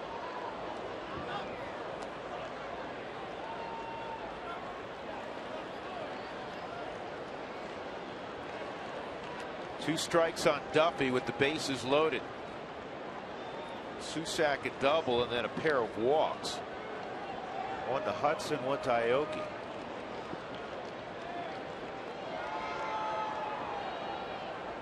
Two-run home run earlier in the inning by Justin Maxwell to the opposite field. 4-2 Giants. Good block by Hundley.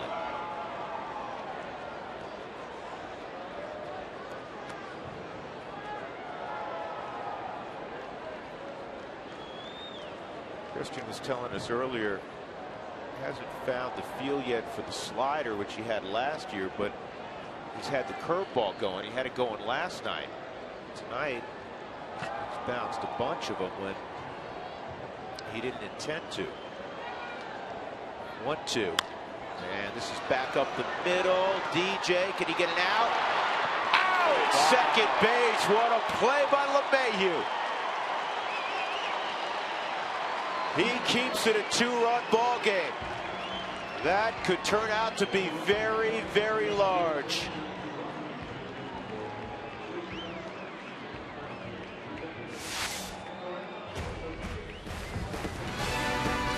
Look at this move again by LeMahieu.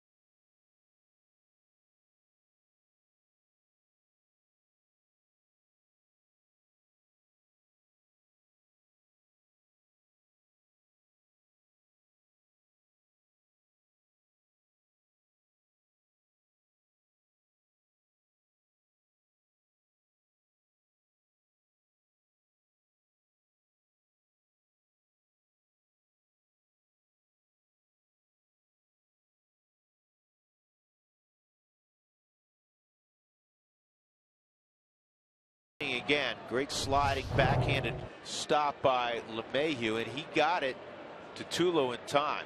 If you look between the second base umpire's legs, James Hoy, you'll see there's the spikes of Aoki, and the ball's already in Tulowitzki's glove, so it was a good call. Oh, it's an outstanding call. Great play by DJ, and Troy to stride out and get to the baseball. And then to get to third out of that inning. I didn't understand, though, why Hirschpick went over and put the headset on in front of the Giant dugout. I don't think they asked for a review.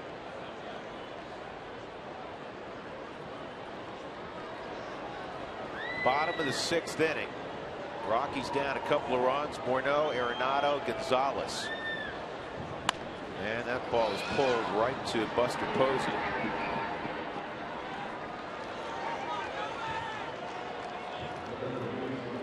This is easily the best game Hudson's ever pitched at Coors Field. Came in with an ERA at Coors Field of 7.29. It's one of 2 parks he's never won a ball game in. The other, Target Field, Minneapolis, and in fairness to Hudson, he's only pitched there 1 time. 8 starts at Coors Field. And you wonder, too, out of those 8 starts, he's 0-2. What about those other 6? Did he leave the ball game after 6 with the lead? You know, when you say he hadn't won a ball game here, I just wondered if the bullpen gave it up late. You don't know. There's a lot of research on that. Dougie will have it. He was bored back there. I needed to give him something to do. Arenado, a strikeout and a ground ball to short.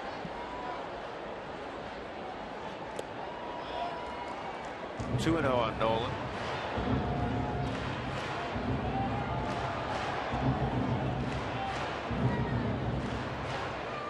Games decided by 2 runs or less. There seems to be more and more of them in this pitcher's era. The Rockies this year are 6-2. They have yet to score, and this is the 9th home game of the season.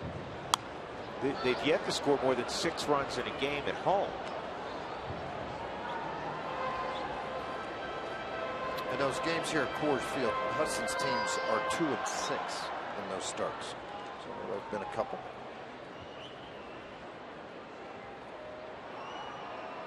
Memories over 20 years at Coors Field for so many folks. Here's a 2-1. Hudson's doing a good job mixing in his pitches. That's twice that Nolan's been late in counts where you're in a hitter's count, where it's in your favor. You can get a pitch to hit. He's gotten due. He's been late on both. Is that because he's sitting soft there, Spilly? You know what? Tim has been going back and forth. He doesn't have a pattern that I can read right now, and yes, he is sitting soft. Crowd's getting excited with Pagan or Maxwell right underneath, and it'll be Maxwell.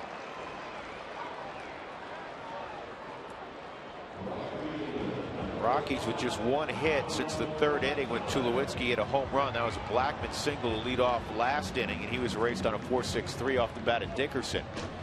Cargo tonight, a line out to left and a ground ball to second. The day after every Rockies victory, get 50% off your online order at Papa John's. The promo code's ROCKSWIN when you go online at papajohns.com.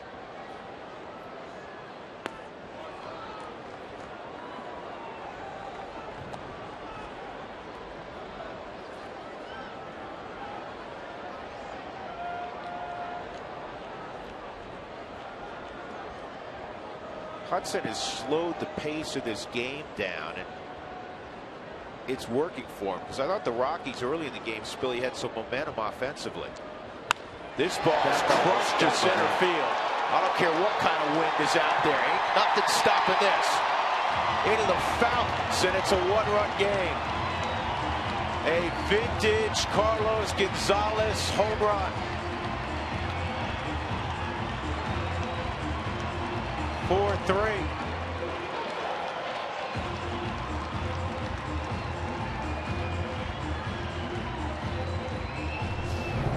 Oh my, this is one of those, oh my.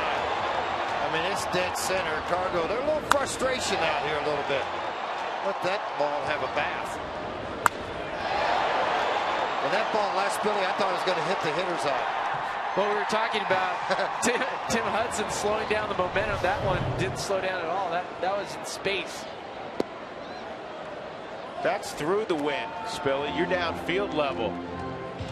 That thing was absolutely crushed. Well, what I like, again, Cargo has been hitting the ball hard, hitting it hard the opposite field, and to hit that homer to dead center, not being pull happy, huge difference. Maxwell trying to get there, and he will.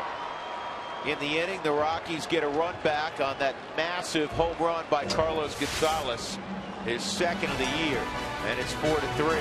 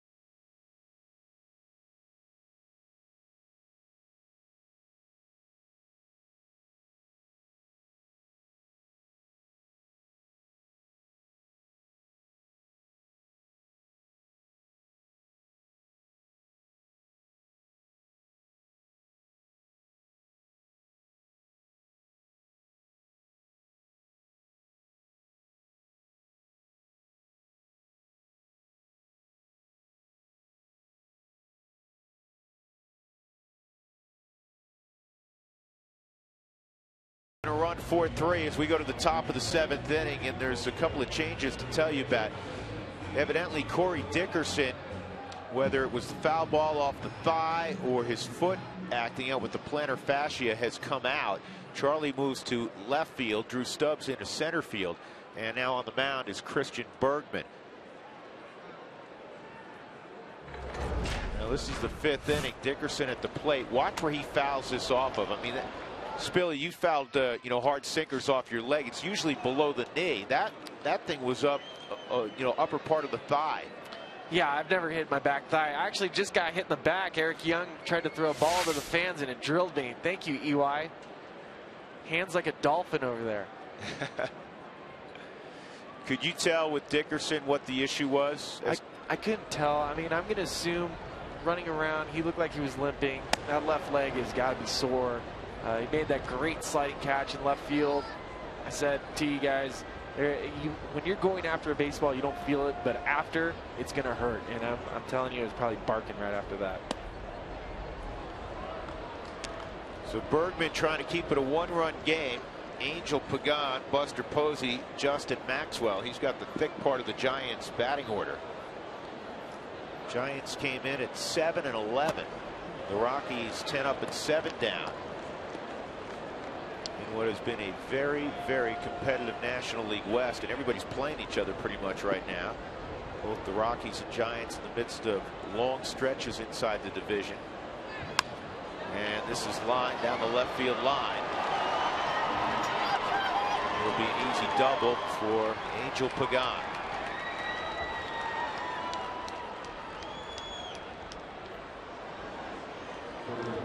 Now Bergman coming into the ball game, you hope the ball stays down. You off speed, you pitch to both sides of the plate, you try to keep the ball down in the zone. Left-handed hitter up. Slider spin. That ball just stayed pretty straight though, out on the outer half of the plate, trying to throw a backdoor slider. Pagan shot it down into that left field corner. Spilly talked just about that as that ball trails away from Charlie. He's got to wait for it to come off the fence. He does a good job. That ball almost got right past him. Charlie had to use his left hand to grab it instead of using his glove. And that's because the way it bounced off that wall, it took a funny hop.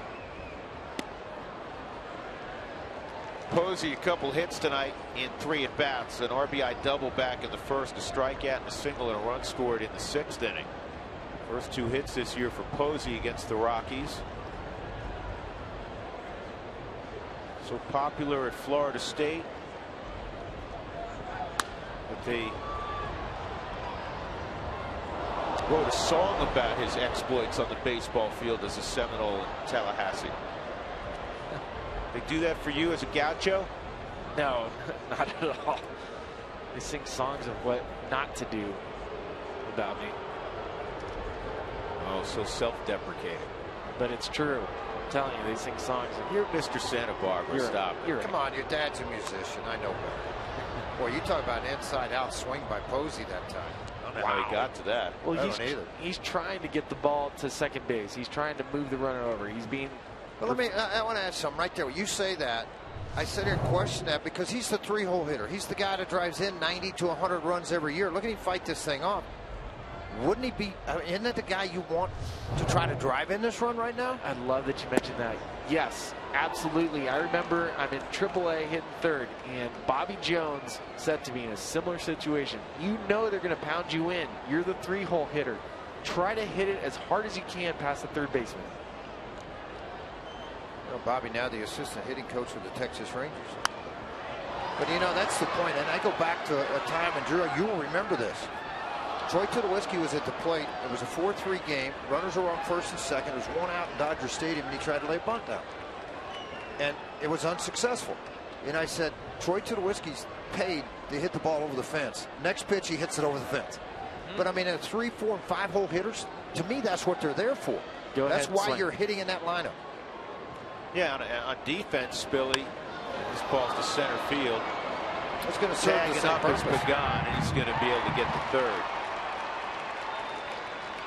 Yeah, it worked out the same way. But Billy, you've been on defense, and you see a big slugger lay down a bunt, and you say, "Thank you, that's all right." Thank you. Yeah, you thank the guy for the out because now you put more pressure on Maxwell to come through. Where Posey's been there, done it. He's been an MVP, batting champ.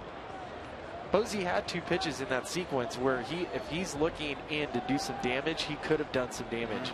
This guy's been the biggest pain in the neck so far in the series for the Rockies, Justin Maxwell. Ground ball to third, a line out to right, then a 2-run home run to right. Infield in with Pagan at third and 1 out. Here's the ball that he hit in the 6th inning. Just got over the scoreboard, skipped off the fence. They had to review it. Bergman ahead 0-2. 2 good off-speed pitches. George, sometimes, and you remember from your career, it's easier to get to 0-2 than it is to finish a guy. What do you like here with Bergman? 3 straight breaking balls, take him off the plate. Do not leave him on the corner. You get him off. Make him chase it. Like a changeup away. See, it's one of those, to just watching upright hitters, that if you come in on him, you got to come in well above the hands. Yes. If you flirt with anything in this area right here, he's going to crush it. But if you get it above those hands and it's hard, you got a pretty good chance. This is popped up. Maybe playable. Any other night with the wind, probably stays in. Pushing awfully hard towards that right field corner. The Rooftop is the place to be during the baseball season. Arrive early for pregame festivities and beer specials before every first pitch. 303 Rockies. For more information about the Rooftop, or you can go online at Rockies.com/rooftop, and it's packed tonight.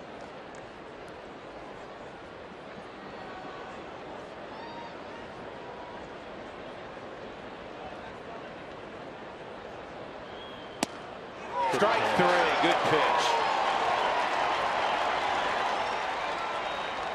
Fastball at 92, and everybody says, Bergman doesn't throw that hard. He can go get 90-92, and he's got impeccable control, and that is a huge strikeout. Justin Maxwell, this ball's down, but I don't care. I mean, this is an outstanding pitch by Bergman.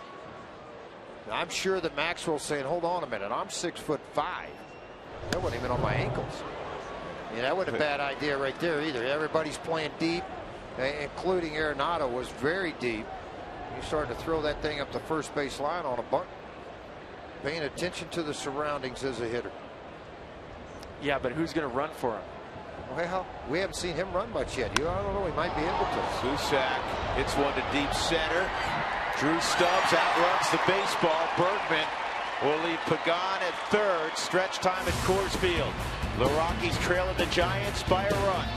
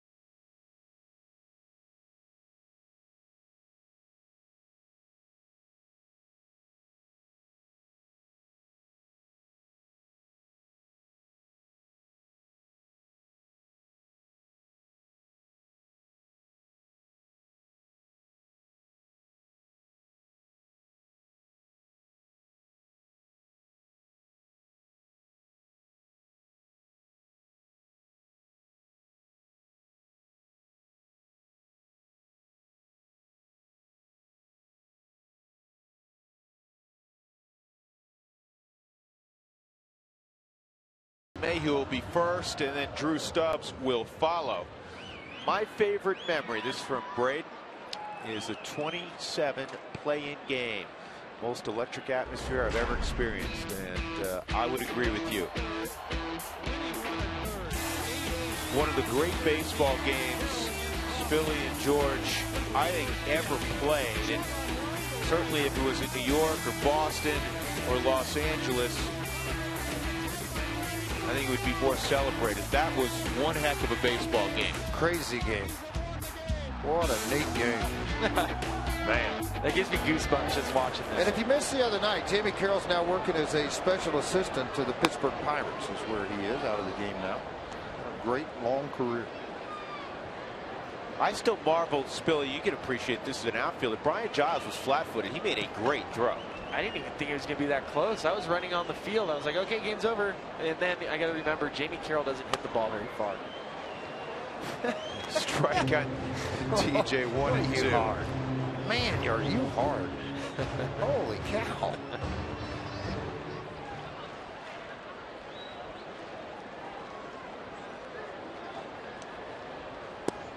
Off the plate, 2 and 2. DJ a single and a run scored in 2 trips. Again, Stubbs on deck, and then Blackman.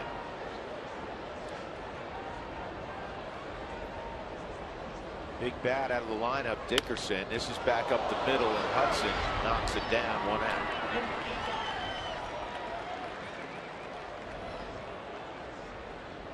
Let's check our CenturyLink link to what's next. Tomorrow, Tim Lincecum for the Giants. Tyler Matzik, who's 1-0 with a 2.40 ERA, will go for the Rockies.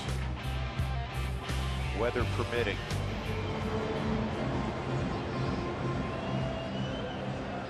It'll be fine. They'll play baseball. Come on. It's too many people in town for the 95 team. That's a strike on Stubbs. What have you seen with Drew? I know he's struggled really since mid-March, Spilly. Again, when you talk about just the mental side of baseball and being caught in between, having that notion, I'm sold out on getting a pitch to hit. The other thing, he hasn't had a lot of at-bats. Being a bench guy, last year when Drew Stubbs took off, it was because Michael Kadire got hurt, and he got the opportunity to get grooved into the swing. When you haven't really had a lot of at-bats in spring training, coming out here, it is hard. Well, I think the biggest difference for me, Spilly, is it's kind of like pitchers in spring training. Those guys that throw in the 6th, 7th inning and go, man, this guy's really good. He might make the team. And then you go, okay, well, let's throw him in the 4th and 5th inning of a game when the boys are still in the lineup. Yep. And all of a sudden he gets his brain speed in. Well, it's a lot like hitters. You know, I remember Ian Stewart hit 6 home runs one spring and hit 425, and everybody was going crazy. Ian Stewart's got to be the third baseman. He did it against A-ball and AA guys. And then when they put him in the lineup to start some games, and all of a sudden here came the cavalry that was going to pitch during the regular season, it changed pretty quickly. Blackman, a couple singles. He's 2 for 3. You mentioned that spring Ian Stewart had. I remember it very well. In fact, the Rockies played the Giants early on, and I recall a conversation with Bruce Bochy saying, I can't believe Stewart's not here. A lot of people thought he had made the ballpark, plain and simple.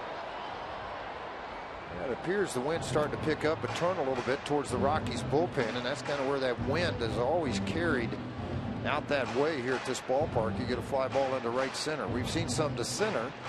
I don't think a hurricane could have stopped Cargo's ball, but there's been a couple of others been hit out to center field that have shut down. Well, and it's starting to rain a little bit over here as well. 11 ground ball outs for Hudson in this game. Spilly, come see us. Crawford gets there, a 1-2-3 7th inning for Tim Hudson. Coming up. Giants leading 4-3 as we turn the page to inning number 8.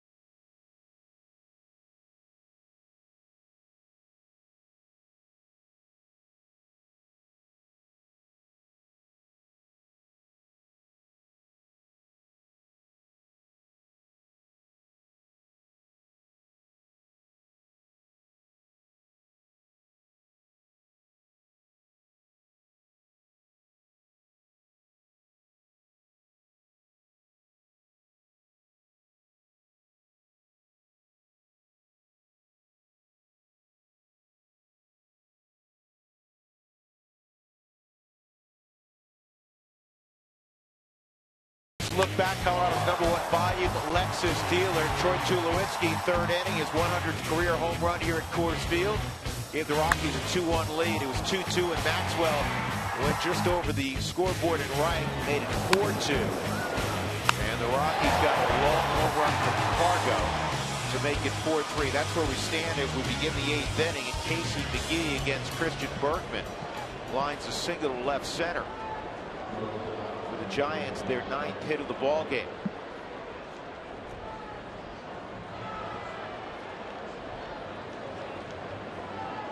Second inning of work for Berkman. De La Rosa, if you missed it, went 5 innings. Much better outing for Jorge tonight. 5 innings. He did throw 90 pitches in those 5 innings, but just 2 runs on 4 hits. He walked 2. He struck out 7.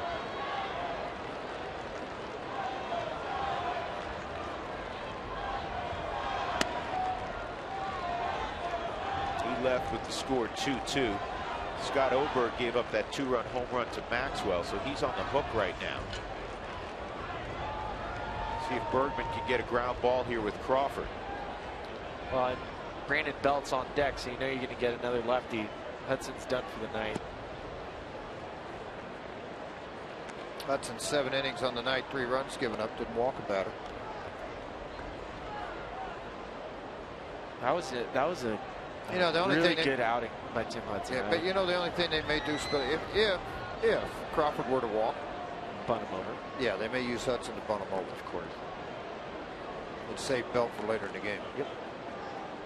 But Bochy's one of those guys that, you know, you go in to visit with him and you think you're talking to Jethro from Beverly Hillbillies, but he's a smart baseball man and knows what's going on. I'm going to tell him you said that. He'll know. Somebody will tell him. That's okay. Oh, Christian, good job. Yeah. Good pitch.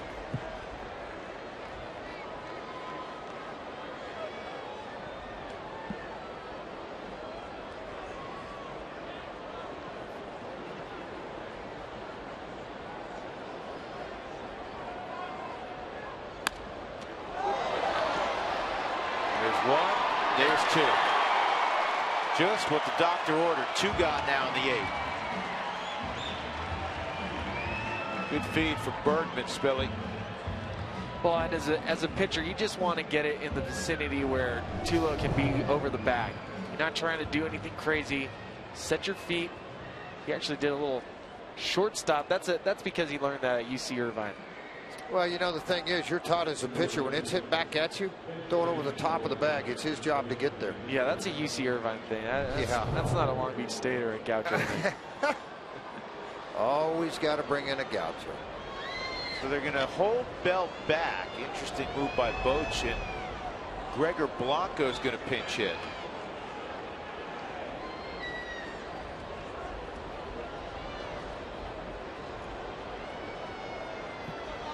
Well, you may take Blanco and put him in left field. He may not, but he may.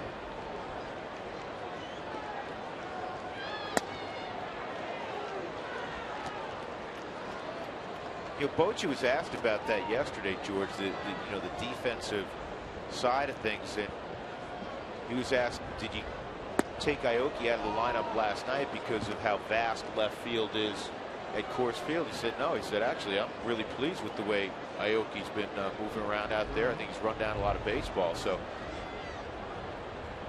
you know, we'll see, because Aoki, if Bergman can get Blanco, Aoki's due to lead off next inning, and he has hit, you know, well above 300 this year.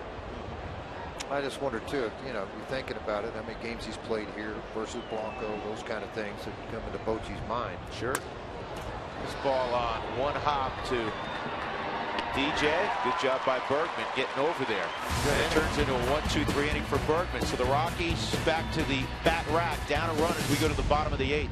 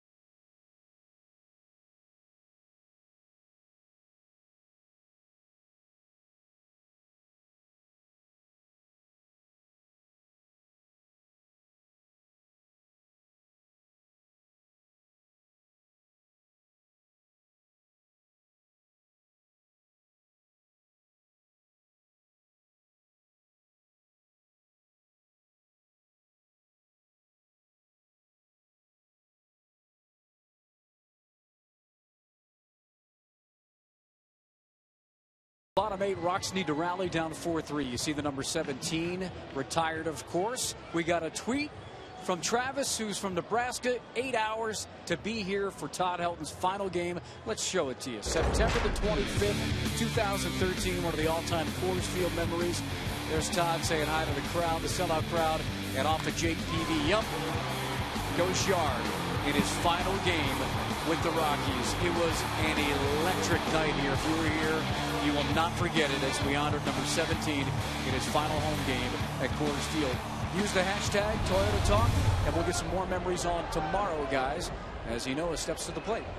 You got the feeling, Mark, as he rounded the bases, Romo facing Rafael Noah here, pinch hitting for the pitcher. It was in Dickerson's spot, so it's Noah, Tulowitzki, Morneau. You got the feeling that some of the Red Sox wanted to give him, like Henry Aaron when he hit 7, they wanted to give him a handshake as he went around the bases. You know what, that day, if you remember back to it, the entire Red Sox team was on the top step clapping for Todd Helton. It's 1-for-1 against Romo. Listen to these things, man. This is some crazy numbers here, Spilly. His first 18 games were scoreless here at Coors Field. 18 games, he didn't give up nothing. His last 5, 3 2/3, 9 hits, 5 earned runs, a couple of walk-off wins last year for the Rockies against Romo. They ran him out of that closer spot. 6 1/3, 10 strikeouts so far in the year. He is a master with the slider and sinker. Free agent last year, signed back with the. Oh yeah. He hit his spot there. Noah thought it was up. John Hirschbeck.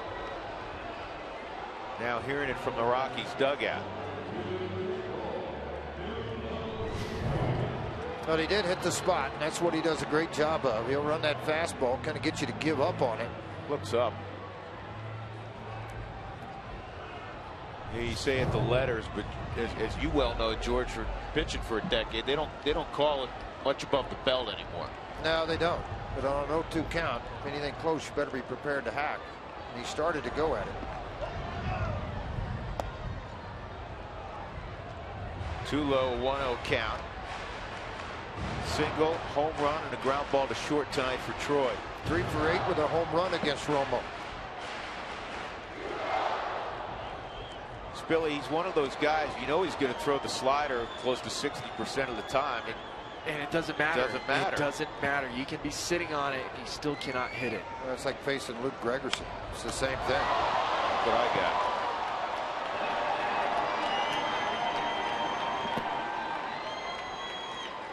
Yeah, he didn't even want to throw it around the infield. I'll just hang on to it. Yeah. It's my ball. I'm going to go home with it. What did it speed up rules? I'm not sure. Off the end of the back line drive, happened to have the glove in the right spot. Glove made a great play.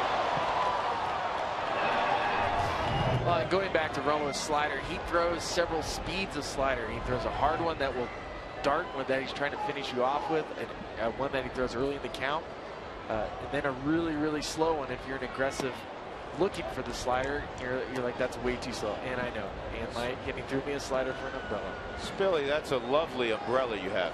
I'm singing in the rain. And you said you wanted to stay one more half inning to show off your umbrella. Now it's pouring. Just kidding. It's coming down a little harder, though. Well, I don't want to mess up my makeup. I understand. John Axford throwing in the Rockies bullpen. Tell you what, Nolan Arenado wants to face Romo. He is begging for Morneau to get a hit right now. Arenado in his career, though, has struggled against Romo. 1 for 6, got an average of 167. Morneau 2 for 4 with a home run. Hit another one. 2-1 on Justin. There are so many times 2 outs, you're standing on deck as a hitter and you're looking at your friend that's hitting in front of you and you're like, please get on. I want to face this guy. And I'm telling you right now, Nolan is grinding his teeth. He wants Morneau to get a hit more than anybody in the world.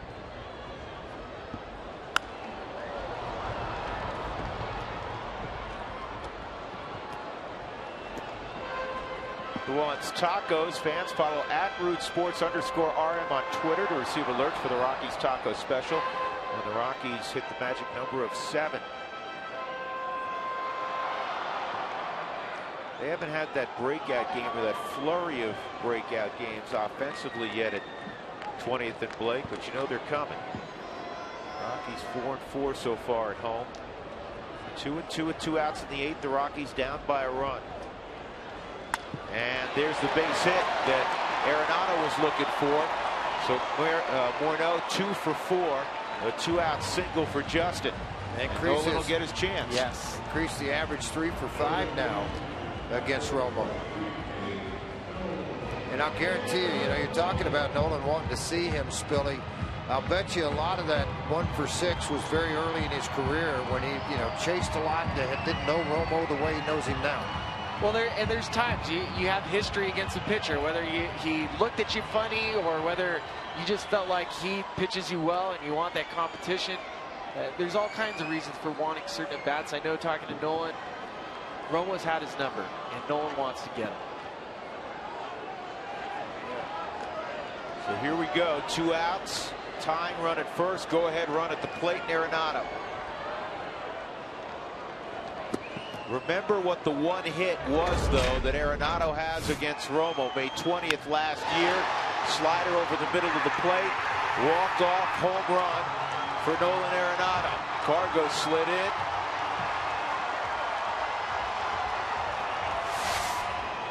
Nolan wins the baseball game. Ottavino has gotten up as well. Good eye. 2-0. Well, they also got Jeremy Affeldt going because of what's in the on-deck circle.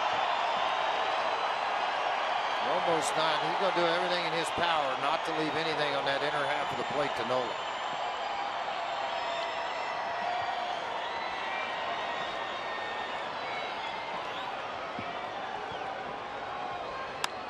This ball, shallow center. Crawford's going to get there.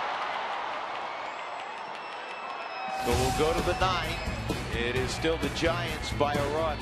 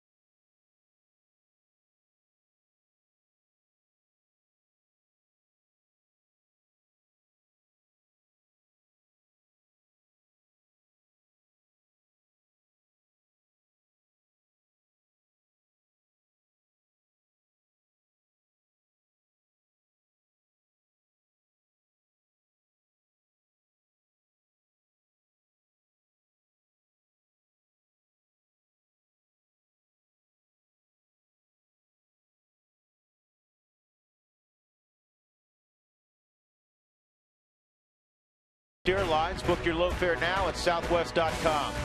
By Wingstop, get the flavor for your whole crew. Order online at wingstop.com. Get at it. By Courtyard by Marriott, Western elegance in the cultural heart of the city.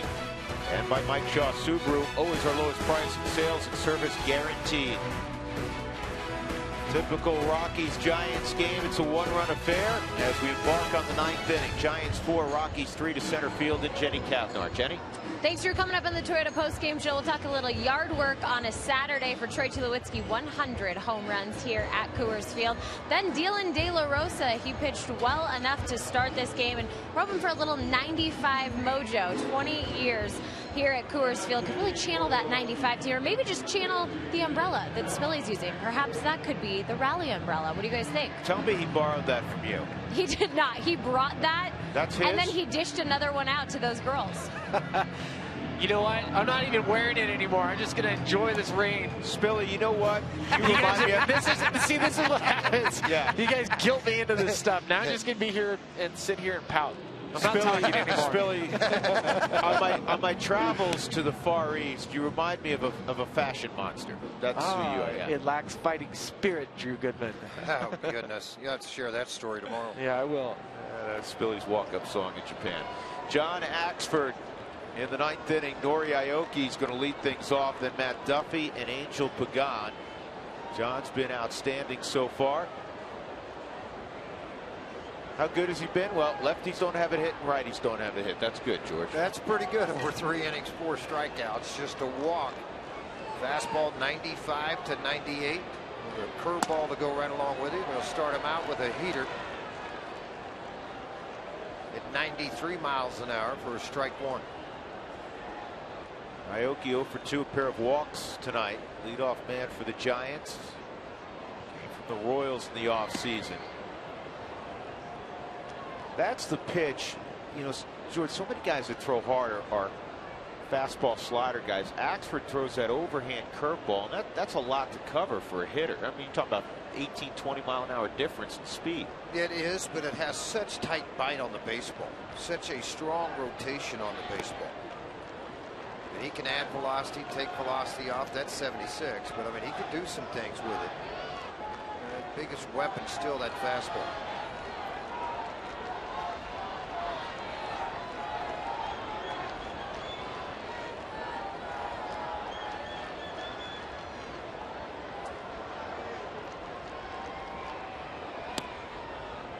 That just missed, so it's 3-1.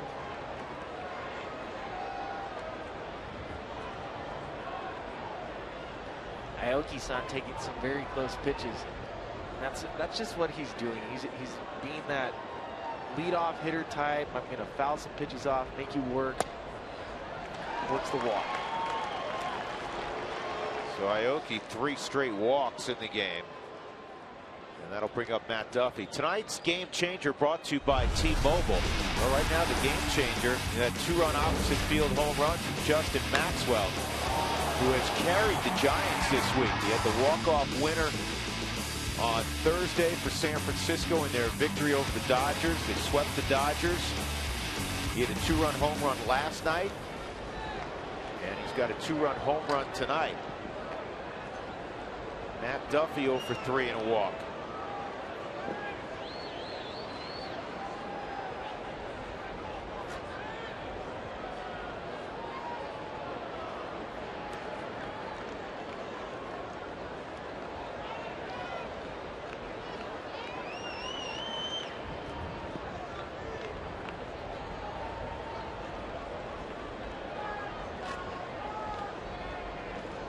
Aoki's got 4 stolen bases. He's been caught a couple of times.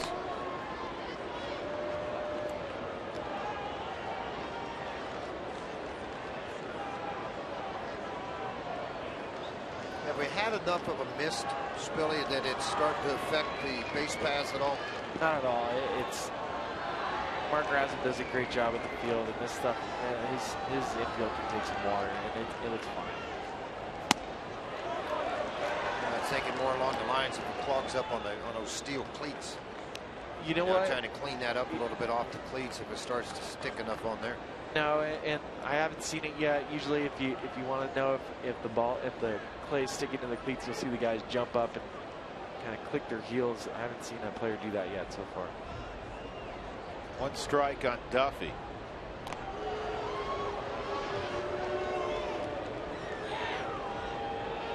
Rockies at the bottom of the 9th will have Cargo, Hundley, LeMahieu.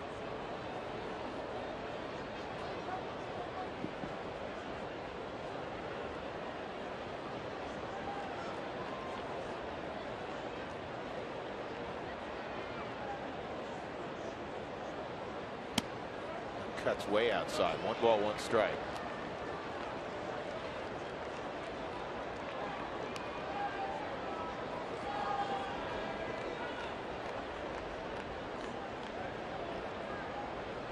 Duffy had a huge spring.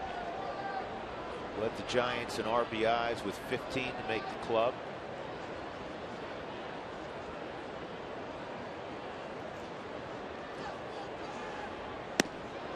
And that's in there. 1 and 2. How'd you like that yellow hammer? Great pitch. 1-1 swing count. Great. I think he maybe be fastball. Maybe Aoki's going to go on a hit and run, and you drop a curveball on him. 1-2 oftentimes a good running count. We'll see how Aoki plays it. Not going. And it's on the ground to third. See if the Rockies can spin one. There's one on the first, not in time. For 1 out, Duffy trades places with Aoki, and that'll bring up Angel Pagan. Part of this is that the ball wasn't hit hard enough. Aoki runs pretty good. They're going to try to turn this thing. Nolan gets a little bit of a low feed into DJ, but the speed on the backside with Duffy, just no shot. He got up the line to hurry for a right-handed hitter. Long strider. He runs well. Yes, he does. Saw him running wind sprints before the game, and I was curious. I'm like, who is that? That's Duffy? Thought maybe you go out and test him. Yeah, like Willie Mays Hayes. Yeah, no shot. Challenge him a little bit. I'm in heels. Pagan's 2 for 4 tonight. Hundley sets up on the outside corner. That's a little south of the knees. Ball 1.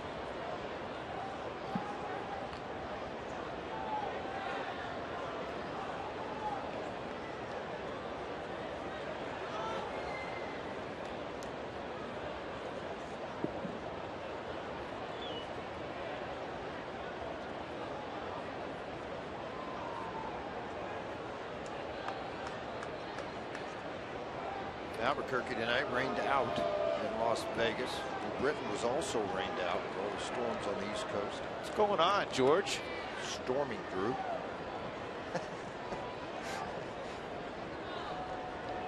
You watch the weather every now and then. I watch the weather every day, the national weather. So if you get up and watch that one, we'll come to I know it's always going to be nice here. 1-0. Just missed 2-0. I'll tell you the guy who gets excited whenever there's weather in the area, and that's Marino. Doug spends half the night, instead of his baseball websites, he's on all his satellite websites. We have issues tomorrow, Doug, don't we? Pagan 0 for 2 in his career against John Axford. 2-0 count. Good pitch, the corner. Good heater at 93, a little run and sink. How about his preparation, George? Everything he and his wife have been dealing with the last month and a half. He found a way to keep his arm in shape. Well, I came over to the ballpark when he went on the restricted list or family emergency leave list and threw bullpens over here while the team was out on the most recent road trip. That's a base hit to left. Good piece of hitting by Pagan. I said this, Billy, about Pagan last year. I mean, Buster Posey's their best player, and a year ago Sandoval is a great hitter, but in many ways they don't win without Angel Pagan. You're right. I mean, he is a game changer for the San Francisco Giants. Switch hitter, plays a great defense in center field. He's a quality at bat. He's tough to strike out. If he gets on base, he can steal a base. He can do anything that you want on a baseball field. And he does it as a switch hitter, which makes the matchups harder. You can't just bring in a certain pitcher to face him because he can hit right-handed. So Posey, double and a single in 4 at-bats tonight. 2 on. That's the first hit allowed this year by Axford.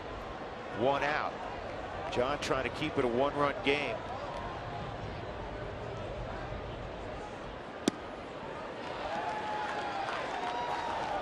Posey is also 0 for 2 in his career versus John Axford. Tonight, San Francisco 0 for 10 with runners in scoring position. The Rockies just 1 for 3.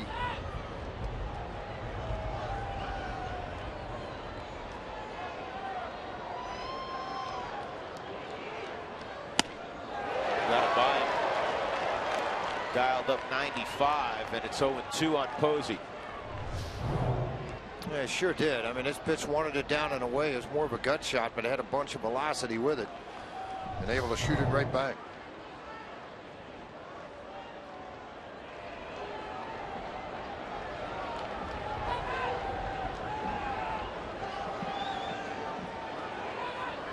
Got him on a hook. 3 very, very good pitches there. Hook, fastball, and then came back with the yellow hammer in a great position for, I think, probably going to be called strike 3 anyway. And he got Posey out on the front foot, got him out of the weak part of the swing here, and he chased it. Boy, good pitch, John Axford with a strikeout. Good low setup also for Nick Hundley. Not out of the woods yet, because this guy's been red hot in Maxwell. Maxwell 0 for 1 in his career versus Axford. You got a guy like this who's been closing. A lot of right-handers, young right-handers in their careers would not get a shot at even looking at it. Starts him with a curveball, outside, ball 1. I know a lot of guys strike out, and people strike out in different ways, but Buster Posey tonight has 2 of the most ugly strikeouts I've ever seen him take. 2 completely fooled swings. So tip your cap to De La Rosa. Caught by Tulowitzki. About the only way you're getting Maxwell out these days. So Axford works out of a little jam. We'll go to the bottom of the 9th inning. The Rockies trail by just a run. Carlos Gonzalez, who went deep earlier, will lead things off.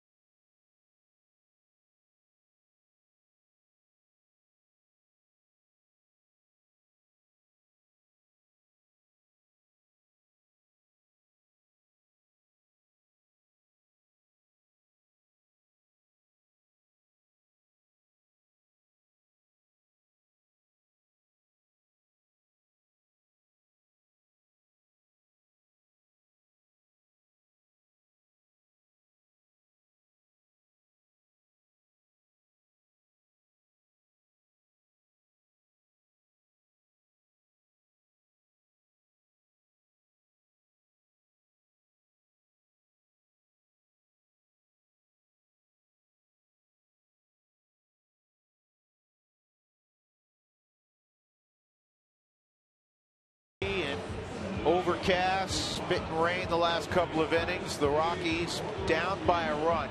Cargo's going to lead off. A couple changes to tell you about for the Giants. First of all, Brandon Belt comes in defensively for Posey.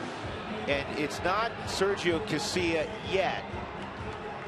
Bruce Bochy wants Affelt to face Cargo. And then he'll go to Casilla. Cargo 3 for 16 lifetime against the veteran left-hander Jeremy Affelt. And that's why he's going to go left on left. And lefties are hitting 200 this year, even though right-handers are $182 against Mr. Affelt. An earned run average of 1.50. He's thrown 6 innings. Not the strikeout guy that he once was. Just 2 on the year. Boy, he's still got the nasty hammer, hard slider, and a fastball in the low to mid-90s. Cargo in his last at bat hit one 4 miles, and he takes inside ball 1. Can this in any way, Spilly, help Cargo left on left, keep that front shoulder from flying out, which he's done frequently in the last week or so? Absolutely. It's helped Brandon Crawford throughout the game. It's going to help Cargo as well. But Cargo has been swinging with that front shoulder in. I'm not worried about his swing right now. 2-0 in a hitter's count for Cargo. Well, the fans have their rally caps on. I got my Runbrella on. Whatever works.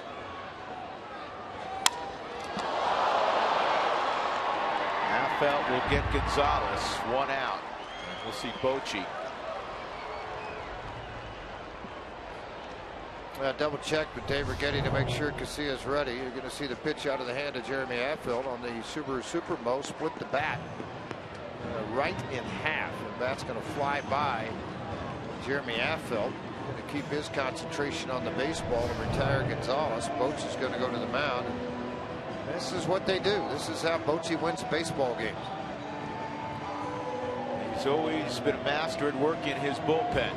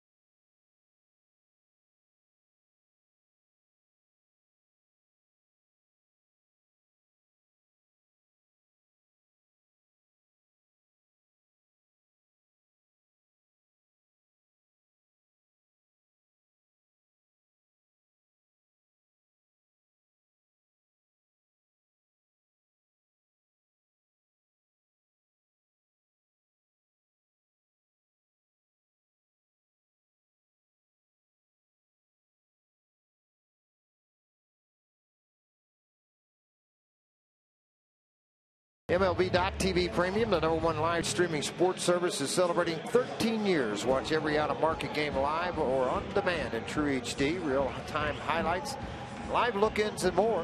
Blackouts and other restrictions do apply. Visit MLB.TV for details. Well, it's Santiago Casilla is 5 for 5 in save opportunities, 8 innings, 7 strikeouts to go along with 4 walks. Right-handers have hit .278 with a home run, and he'll get Nick Hundley to start things off. And Hundley in his career 2 for 9. DJ LeMahieu will follow. He's 1 for 6.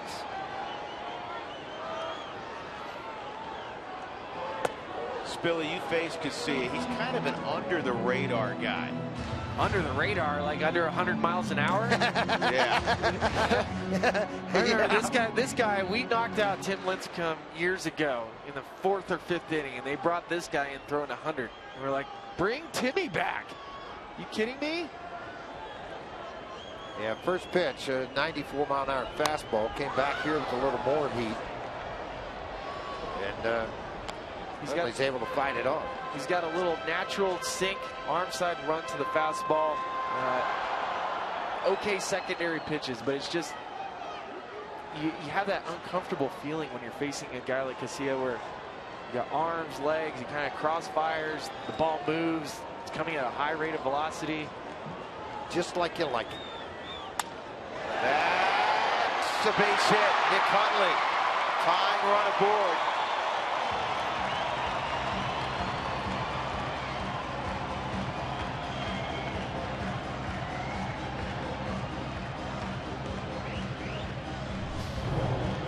You got to do what you got to do. Good fastball away. He just threw his bat out at it, out of the reach of Duffy.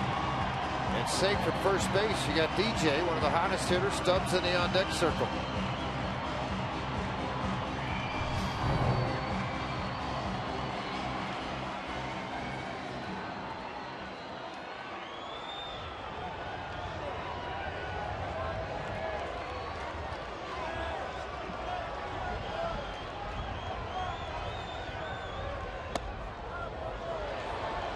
Strike one on LeMahieu.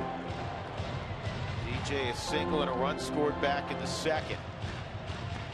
Came into the game leading baseball at .414. Most guys, when you go 1 for 3, the average goes up. His goes down. He just has to get another hit right here. Like that. And this will get Hundley to third base with 1 out.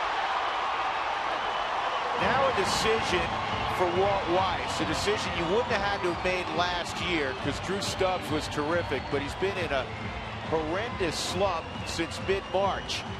But he will go to the plate. He has Descalso and McHenry as well, but he's short an outfielder. Though Descalso could run out there. There's a swing by DJ. Yeah, coming in with nobody out, and all of a sudden 2 base hits, and one soft to right, one hard back up the middle. And you know what? This is a great moment for Stubbs. Maybe it turns it up a notch. Maybe he turns that adrenaline up a second hair and all of a sudden comes up with a ball. Even if it's a ground ball in the infield that they can't turn the double play because of his speed, and the tying run scores. Well, you said it right there. He has to put the ball in play. Inside ball 1, which is a little bit of a victory for Drew because, Bill, you've been in these slumps before and you feel like you're 0-2 every time you walk up there. Every time, and he's already down to strike. It's one of those things where I got to get out of this funk. I got to get a pitch out over the plate, and I'm already 0-2. Yeah, they did call. Let me correct that. They did call that I strike. thought he called it a ball. I thought he called it a ball. Man. Yeah, that's when you're saying I'm staying hot right here. Ground ball will get the run home the way Stubbs runs. He didn't touch it. How about that? Like Drew the doctor ordered it. Stubbs got it in play to tie up the game. How good a feeling that's got to be for Drew. You just want to feel like you want to contribute to the team. DJ did a really wise move on the base paths there, Spilly. He did a great job there. It could very easily, Duffy could have tagged DJ and thrown it over to first and maybe got the double play. DJ running out of the base path took Duffy away from that throw and was able to give Stubbs enough time to be safe at first. And let's credit Drew Stubbs. He's busting it. I mean, you look at those long strides. They got no shot at first. You got a tie ball game. You run Stubbs here? Well, why not? Because you got the top of the order. If he beats the throw, he's safe. Now he's in scoring position. If not, Charlie leads off the inning. You got a tie ball game. Well, Casilla is slow to the plate. Or Charlie just hit a home run. Either one, dude. You know. Make it a lot cleaner. I got the run umbrella right here, spinning around. Are you spinning, it works, Mary? Billy. Yeah, Mary, spin it, Mary Poppins. Come on. Outside. Not only that, I know Belt's in the lineup now, but when they double switched out, Buster Posey came out of the lineup. So that's a big bat out of that lineup.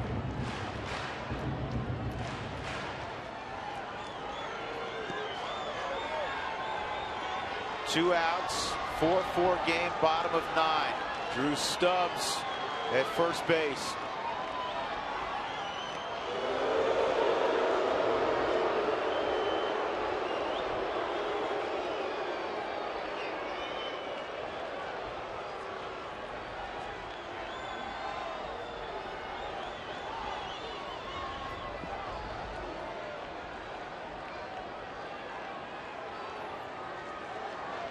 There goes Stubbs, and the throw by Susac, and Stubbs falls off the bag, out. Wow. He get hurt there? I don't know. It looked funny. That was that's not a Drew Stubbs slide. I'm telling you right now. That's something happened there. He's holding his That ankle. was weird. He had the bag, and he rolled over it on the slide. We will go extra innings at Coors Field.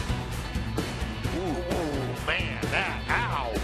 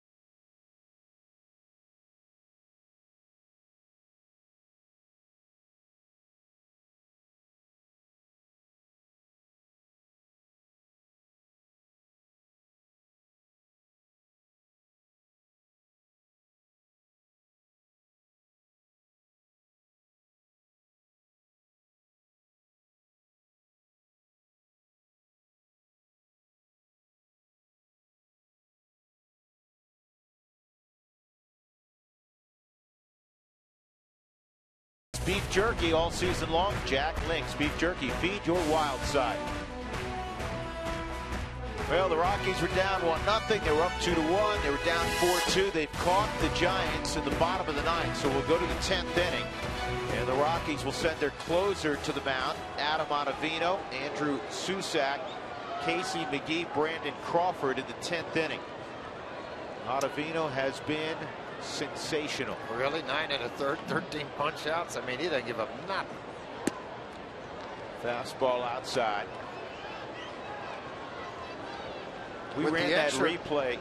I'm sorry, George. Well, go I'm ahead. going to say with the extra man in the bullpen, it's helpful now. Where the Giants don't have that extra bullpen man, they've already dumped out their one real good lefty late in the 8th and 9th. They still have Javier Lopez to face left-handers. And then from the right side, Petit went 2+ innings last night, probably not available, so they're down to Machi and Contos. Normally guys that throw in the 6th, 7th inning to have to come back out. 2-0 on Andrew Susac. Home run and a double tonight. And he goes to the slider. That slide by Drew Stubbs was really odd. Spilly, his spikes caught. I mean, there's times that you come to a baseball field and you haven't seen anything, and that he got very lucky right there that it could not have been worse. And by all means, it could be worse. We don't know what it feels like yet. Another slider, 2-2. I don't know if I've ever seen that before. Well, when he put that foot down, it's almost like the toe stuck, rolled over the top of it. Oh, man. And it just like projected him over the bag.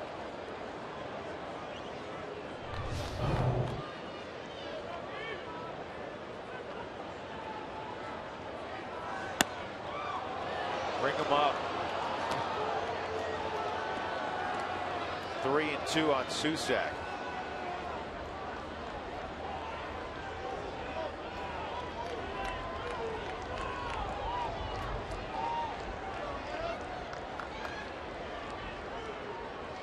Go back to that slider, even though it's a 3-2 count. Yeah, that one backed up, not able to finish it. And a real leadoff walk. That'll bring up McGee. Double and a single tonight from Casey McGee. 1 for 6 in his career versus Adam Ottavino.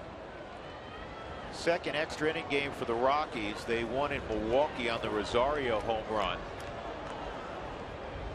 The Giants have played 3 extra inning games already. They're 2-1.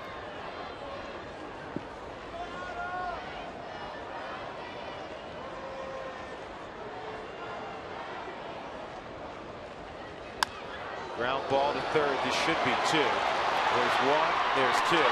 McGee leads all of baseball in grounding into double plays. The Giants have grounded into the most, in fact, in baseball. 2 outs. He didn't read the sign. He didn't read the sign. It says, I dare you to hit it to third. And he did it. Well, his English is not as good since playing in the Far East. Brandon Crawford, 0 for 4. Still a dangerous bat. Crawford, on occasion, will hit the long ball.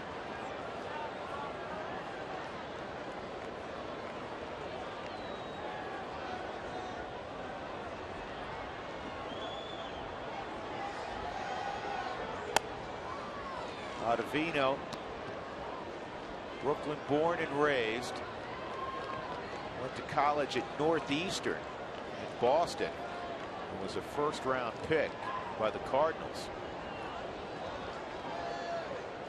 And he still lives in Brooklyn.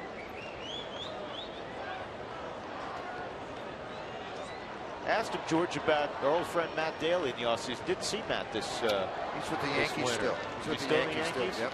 Still pitching AAA with them. 1 ball, 1 strike. Matt Daly was a great teammate. Great teammate. Played with him a couple years. Very similar, just doesn't throw as hard as Ottavino, but Matt Daly had a great slider as well. Well, what he did, he maintained a lot of games. That's to me, that's the only reason he got there in 09 was the job he did in the middle innings. Cuts inside, 2-1. Got a pitch, George, he's added this year for lefties. Yeah, it is. Well, just kind of getting on top of it, trying to ride it in on it. And I said, you know, he worked on things in the offseason, came up with that pitch where it's a fastball at 88 to 91 miles an hour, and it jumps in on those left-handers. No shot. Round ball, back up the middle. Tulo can't get there, so Crawford reaches. Well, remember, Brandon Belt in the double switch is hitting 9th for their ball club now. Belt in his career necessarily won't even talk about it. Not going to. Don't do it. I'm not. Okay.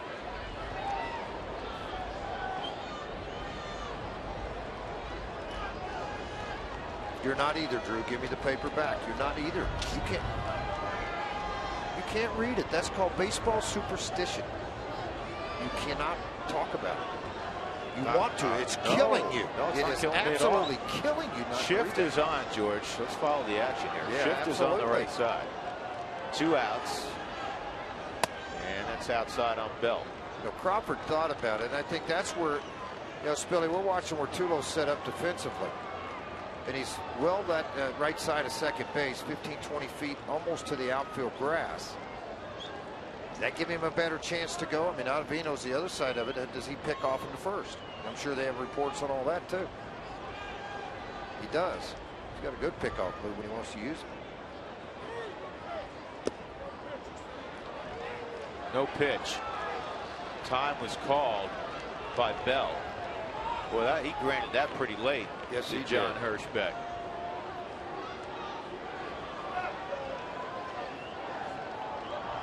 Well, 2 outs. Outfielders are taught to play a little deep. And if you would have seen last inning with the Giants have their backs up against the wall. The Rockies, having played here for so many years, you can see that they're not going to play as deep as the Giants, because just as important, letting that ball fall in front of you, you can still catch it. You don't have to play to the wall. If it's hit over your head, it's going to be over your head anyways. I think at Coors Field particularly, Billy, I mean, if it's over your head, it's over your head. Right? It's over your head. Most of them will be in the seats. The better outfielders that play here, they play shallow. It's counterintuitive. People always think, well, you're at Coors Field, you're at altitude, you want to. No. Take the balls away that are going to land in front of you. 2-0 on Bell. Slider, and they got him way out front. 2-1. The ability to throw a secondary pitch behind in the count, so important for a pitcher. Doesn't matter what part of the game you pitch in either. Starting or reliever.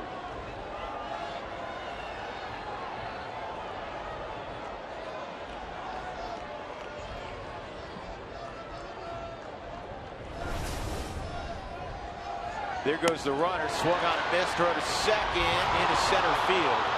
And Crawford will stay put. So a stolen base for Brandon Crawford. Spilly, I got to ask something. Let's hear it. All right, through the baseball, it got by Tulo. Aren't you supposed to try to find the baseball? I don't know if how Tulo reacts to this sells that he still is holding the tag on. Tulo's still holding the tag on him. Crawford thinks that he has the ball. Well, watch right here at the end of this thing. I mean, right, the ball skips over. Tulo doesn't have any tags on him. I mean, there's nothing there. He's just standing there. And then Crawford finally comes up and looks out into the outfield. But, I mean, I saw you do it many times as a base stealer. Hit that bag, pop up, look around, take off on to second, on to third. Yeah, but also smart infielders will pretend like they don't have the ball and they have it. I think caught a little break there. First stolen base for Crawford on the year. 2-2, ground ball, hook to DJ. And from his knees, he'll throw out Belt, and that ends the Giants' threat in the 10th inning. 4-4 will go to the bottom of the 10th. The Rockies need just one. Charlie Blackmon will lead it off.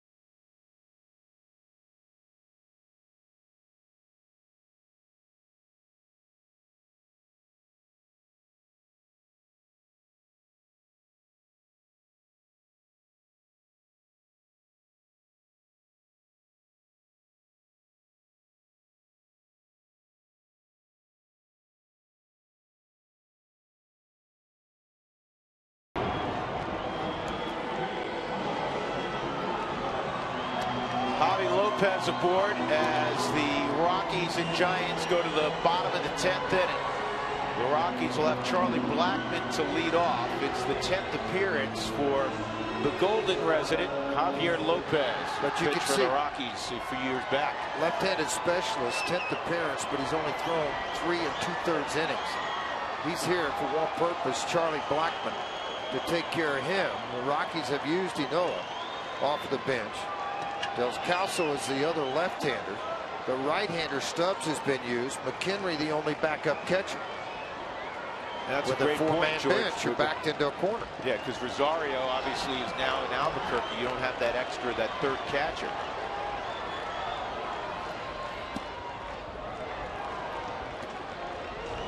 Boy, the way Charlie's swinging the bat, Spilly, I would have loved to have seen the matchup. Drew had that stolen base, if not for the spikes catching, for Charlie to have a shot at driving him in against Casilla. It would have been a great matchup, and again, the way the Giants are playing the outfield, they were playing so deep that Charlie didn't have to drive the ball out of the yard to get a run in. He could have easily hit the ball down the left field line like we've seen him do so many times. Now Lopez 2 for 9. That's exactly what Charlie Blackmon has done against him.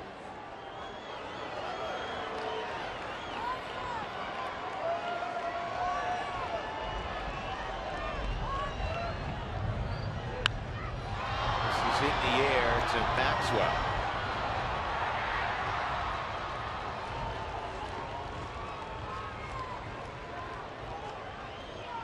And here comes McHenry. So Who's the third will emergency? pinch hit. Who is the emergency catcher, though? Now? That's number 3. Super utility guy, right? Yeah, well, he's done it once. I think I've heard Justin Morneau say that he's wanted to do it. Was he not a catcher coming up? I believe he was. I cannot imagine Walt Weiss allowing him to put the gear on. And he knows that with his history, but I know he said he's always wanted to catch in the big leagues. He's going to have to wait, Spilly, to fantasy camp when he's 5 years into retirement. Yeah, Bruce is going to go to his bench. Panty's going to come in to play second base now. He'll make a double switch to go to the right-hander. Machi's been warming up down in the bullpen. Lopez did his job, able to get Charlie Blackmon.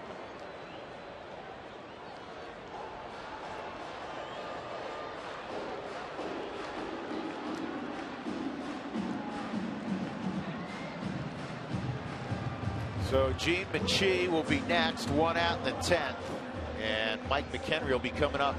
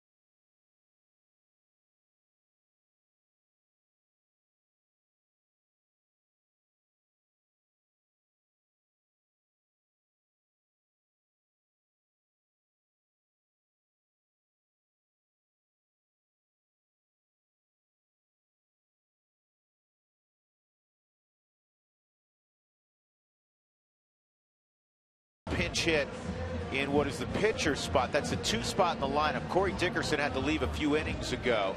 He fouled the ball off his thigh. We're not sure if it was the thigh or the plantar fascia. Haven't gotten a report yet. Panic comes in. McGee goes out. Duffy goes from second to third. And Gene Machi is on the hill. The Giants have just Arias and Hector Sanchez, their backup catcher, their third catcher now, on the bench. And the Rockies, with a four-man bench, are down to just Descalso as Mike McHenry steps in.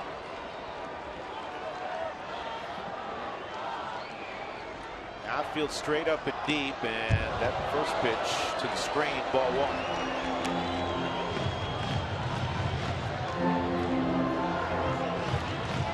Not a lot of history between these two. 1 for 2 is what Michael McHenry is against McGee. No long balls.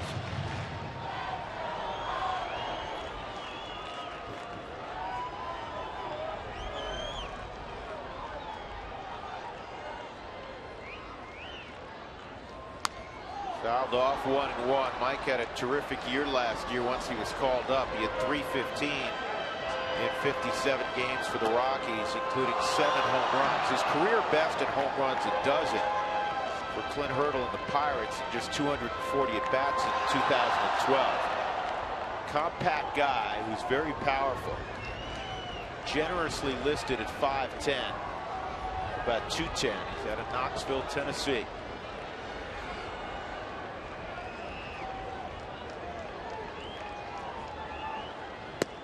Two and one.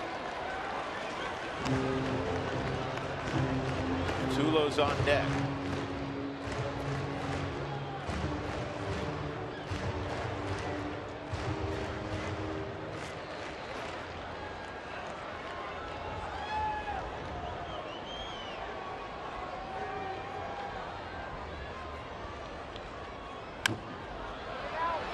That's a fair ball. Long throw for Duffy, and he gets it to Bell. 2 outs. He's about to call a foul. Then they're going to check that it's foul. Look foul to me, look foul to Tulo. I think Walt's going to come and challenge.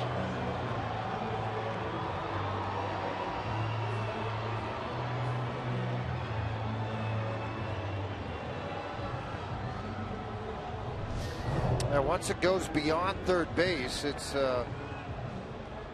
that's on the white line. Did it catch enough of the bag? Was the third base umpire blocked out? He's leaning around to see if he could see it. Nobody wins the battle. It's an out.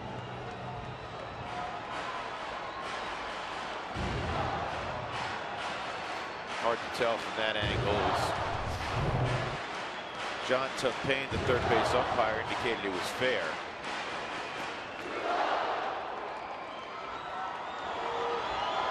Two outs. Tulowitzki at the plate.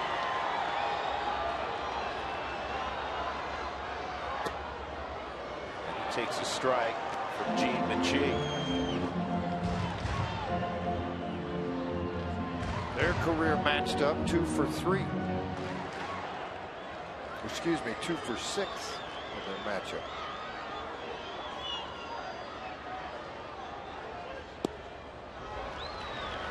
One and one. Troy, a home run way back in the 3rd inning. 2nd of the year. Fargo has a home run tonight as well.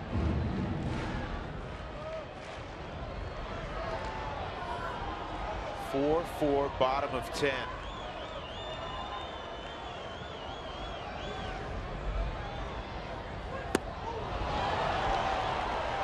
Ball and 2 strikes.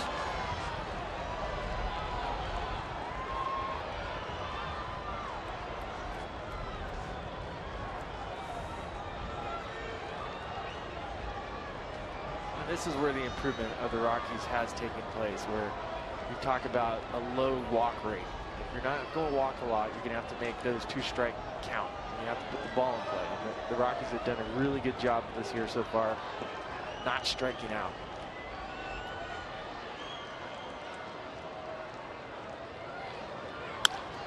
And that's up the middle, but that's exactly where the second baseman panic was. So he throws out Tulowitzki. It's a 1-2-3-10 inning. We move to the 11-4-4.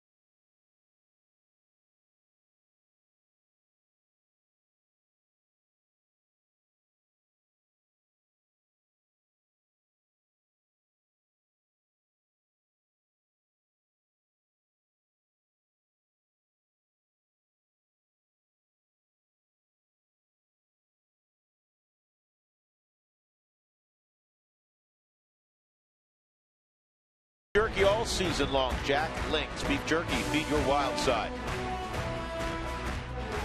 Well, the Rockies on to the 11th inning for the first time this year. They won that ball game in Milwaukee in 10 innings. A lit up Mile High City on a Saturday night. It'll be Brooks Brown in the 11th inning after Adam Ottavino through the 10th. Oberg, a third of an inning. He got roughed up. A couple of runs on 3 hits. Maxwell hit the 2-run home run against Scott Oberg tonight. Friedrich 2/3 of an inning. Bergman 2 innings. He did a good job in relief.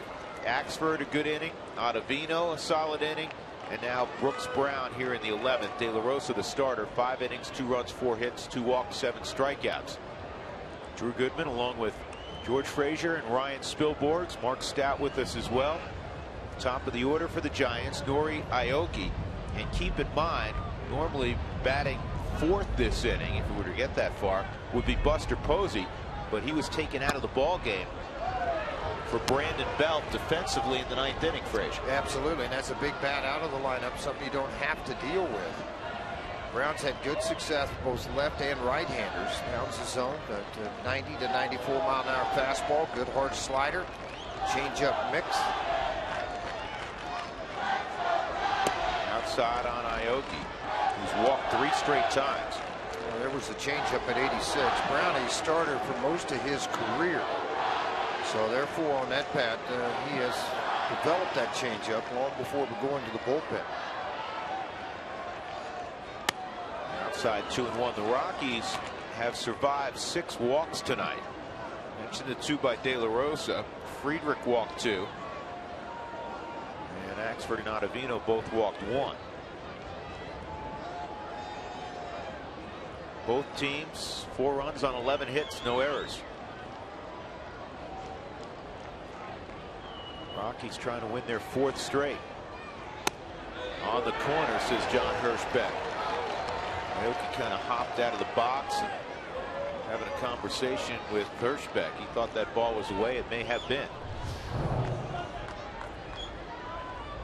Received very well by Nick Hundley. You see it take off onto that corner. Yeah, well, it was off the corner. Thank you. 2-2. 95. Trying to get it back over the inside corner. 3-2. Duffy on deck.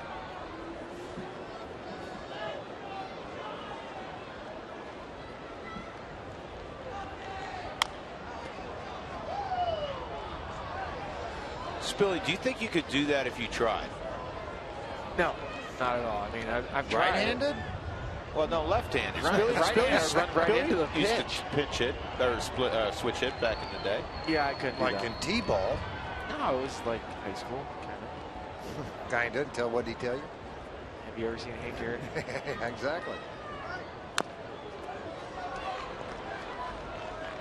But I have seen at bats like Aoki-san is doing right here for far too long. It's been an entire year watching these type of at bats, and they're frustrating as a pitcher.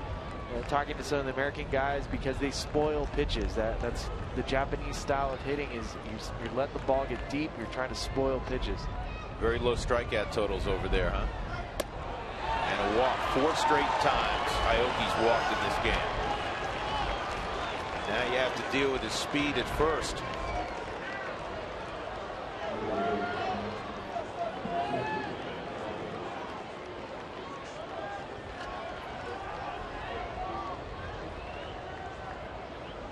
You start looking at all the benches. What can I do? Who can I bring in? They have Arias and Sanchez.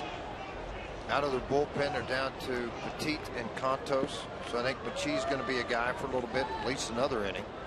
The Rockies with Logan and Betancourt left.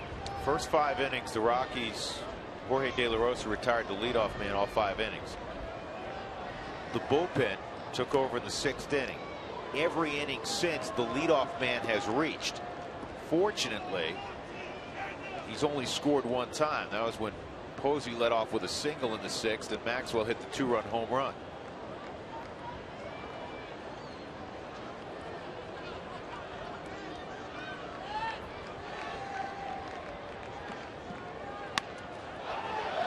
It's a good bunt. Duffy gets his assignment down. And now Angel Pagan will come up with Aoki at second base.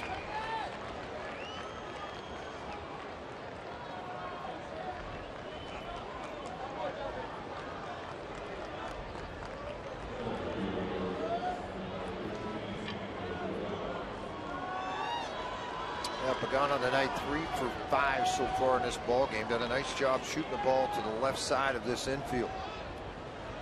And the San Francisco Giants, has been pointed out to me by Dougie, are 0 for 13 tonight with runners in scoring position, and Rockies are 1 for 4.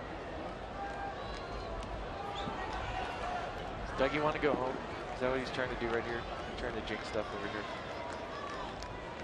Yeah. Cut it out, Doug.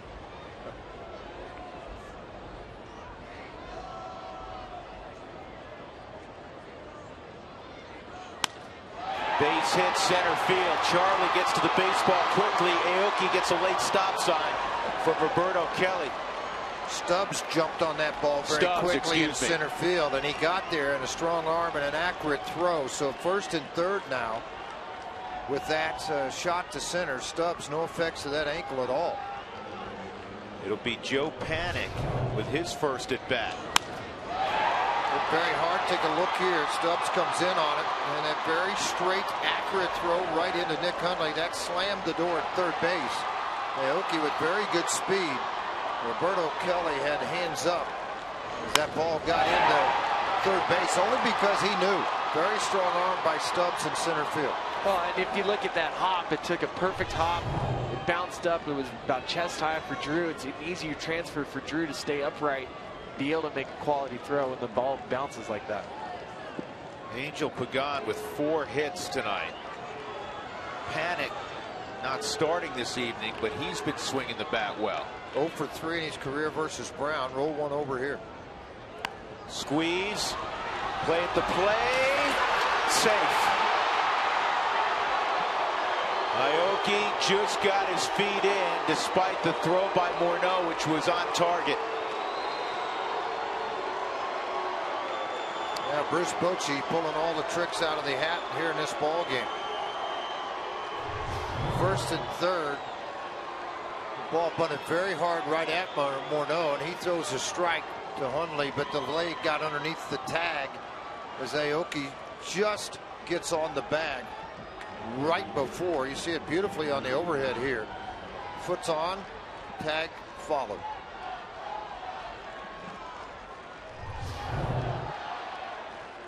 Talk about a game of inches. That bunt is a hair higher. Morneau catches that and he throws out Aoki's sign easily at third base. You know, but again, the leadoff walk. We always talk about it. Leadoff walk to a guy who can run also. Difficult thing to do. You know, and they just played small baseball from that point forward.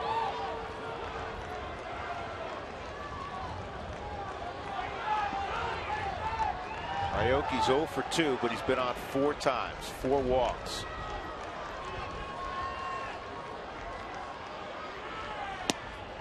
Swung on and missed by Maxwell. Still just 1 out.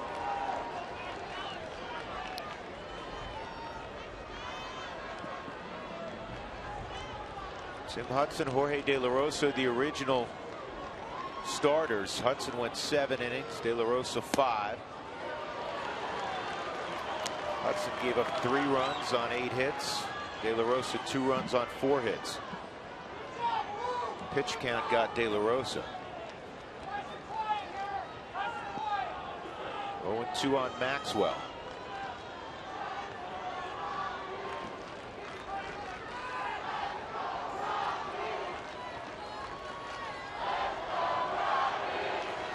George Contos.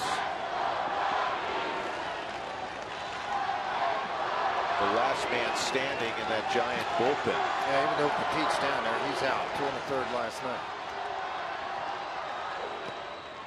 Good pickup by Hundley.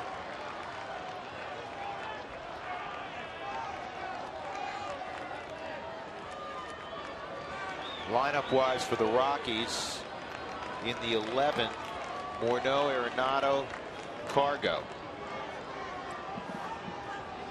But first things first, Brooks Brown's got to keep it a one-run game. 5-4 San Francisco. 1-2 on Justin Maxwell. He's got it. 2 outs.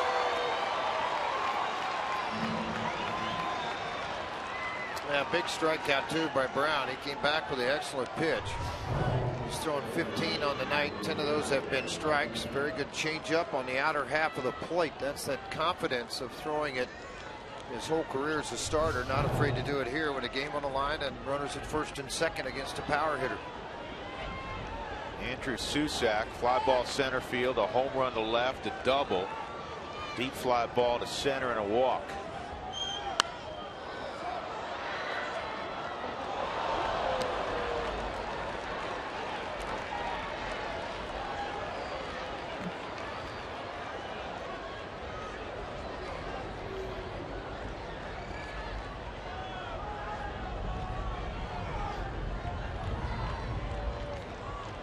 Susac, another product of that terrific baseball program in Corvallis at Oregon State. Tulowitzki to LeMahieu. The Giants get a run on a squeeze, perfectly executed by Joe Panik. They lead 5-4 as we go to the bottom of the 11th inning. Justin Morneau will be first. Nolan Arenado, Carlos Gonzalez.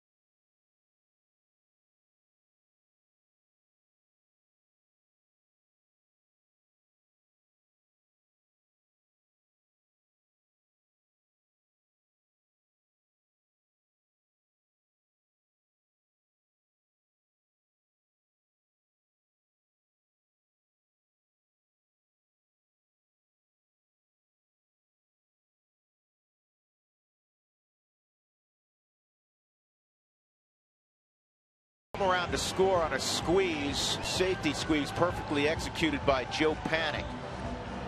And it's 5-4 Giants, bottom of the 11th inning. Gene Michie remains in the ball game. He got the final 2 outs in the 10th inning.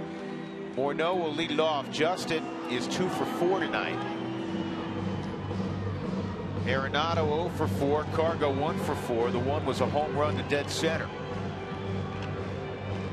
The Rockies have the right bats coming up.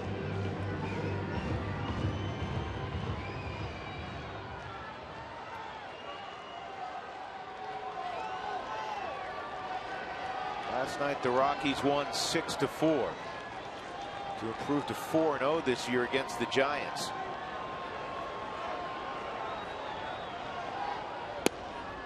And a first pitch strike from Michie. Did you face Michie, Spilly? I don't remember, so I cannot say yes or no. Dougie will let you know. This ball hooked through the hole, a base hit. Third hit for Morneau. Eric Young greets him there.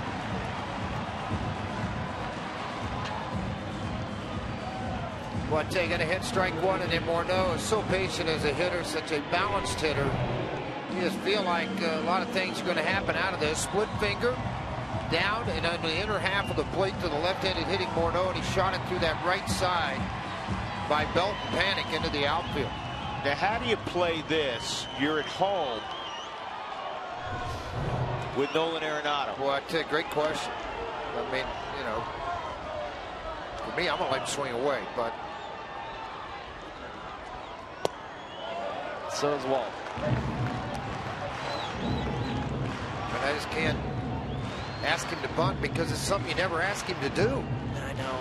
You know, now what do you do if he pops it up? You know, I mean, that's the thing about it.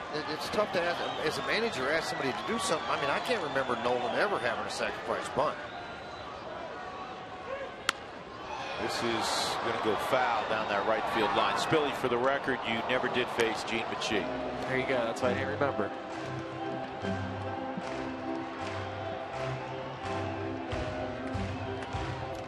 I did one of two things. You never remembered it if you got me on. If you go for 4 and 3 punch outs. No, we do remember that. It's a payback. No, it's the home run. You remember that one. You don't remember the others. You're right. Nolan Arenado with 3 career sack bunts, so not very many.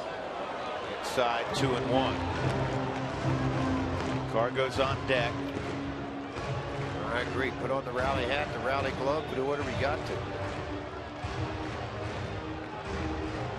I mean, this might as well be AT&T Park. It's a little chilly out tonight, right? And it's a 1-run game. And you're in extra innings. Boyno, a very conservative lead, as you'd expect, just about a 2.5-step lead.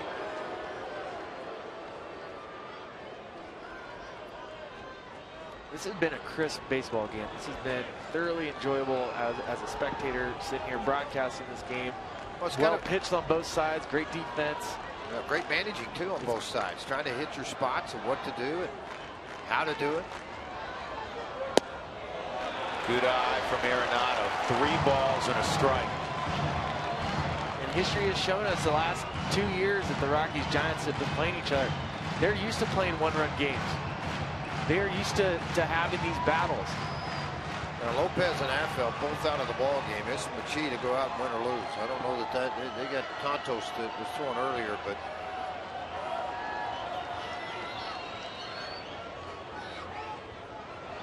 he's not going to go to him. Typical long guy. Toward the hole.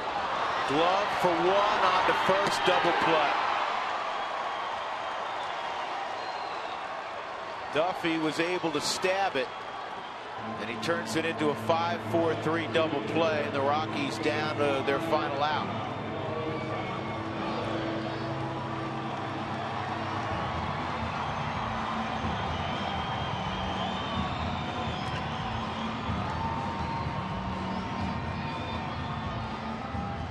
But I like the chances of the final out of maybe tying it with a big swing. One more big fly tonight for Carter. Pull it off. Come on. Well, you can see the Giants haven't given that aggravated shift where it's all on the right side. They're starting to see that Cargo has made an adjustment. Outside.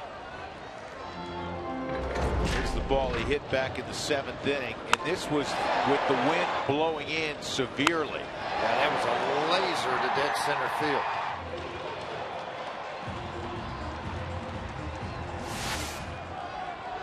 Want to know on Gonzalez. Nick Hundley hoping for an opportunity. 2 outs in the 11th. And Cargo bounces it to first. And the Giants win it at 11, 5-4. Their first victory over Colorado this year. It snaps the Rockies' 3-game winning streak. Michie gets the win. Brooks Brown takes the loss. Michie 1-0. Brown 0-1. 5-4 San Francisco in 11 innings. They're now 3-1 in extra frames this year. The Rockies fall to 1-1 in extra innings. The Giants 8-11. The Rockies now 10-8. Our Jimmy John's delivery of the game. Small ball in the 11th wins it for San Francisco. First at bat for Joe Panic, and on the first pitch he sees, he gets the bunt down, and Oriaoki comes down and just beats the tag of Nick Hundley. That's our Jimmy John's delivery of the game.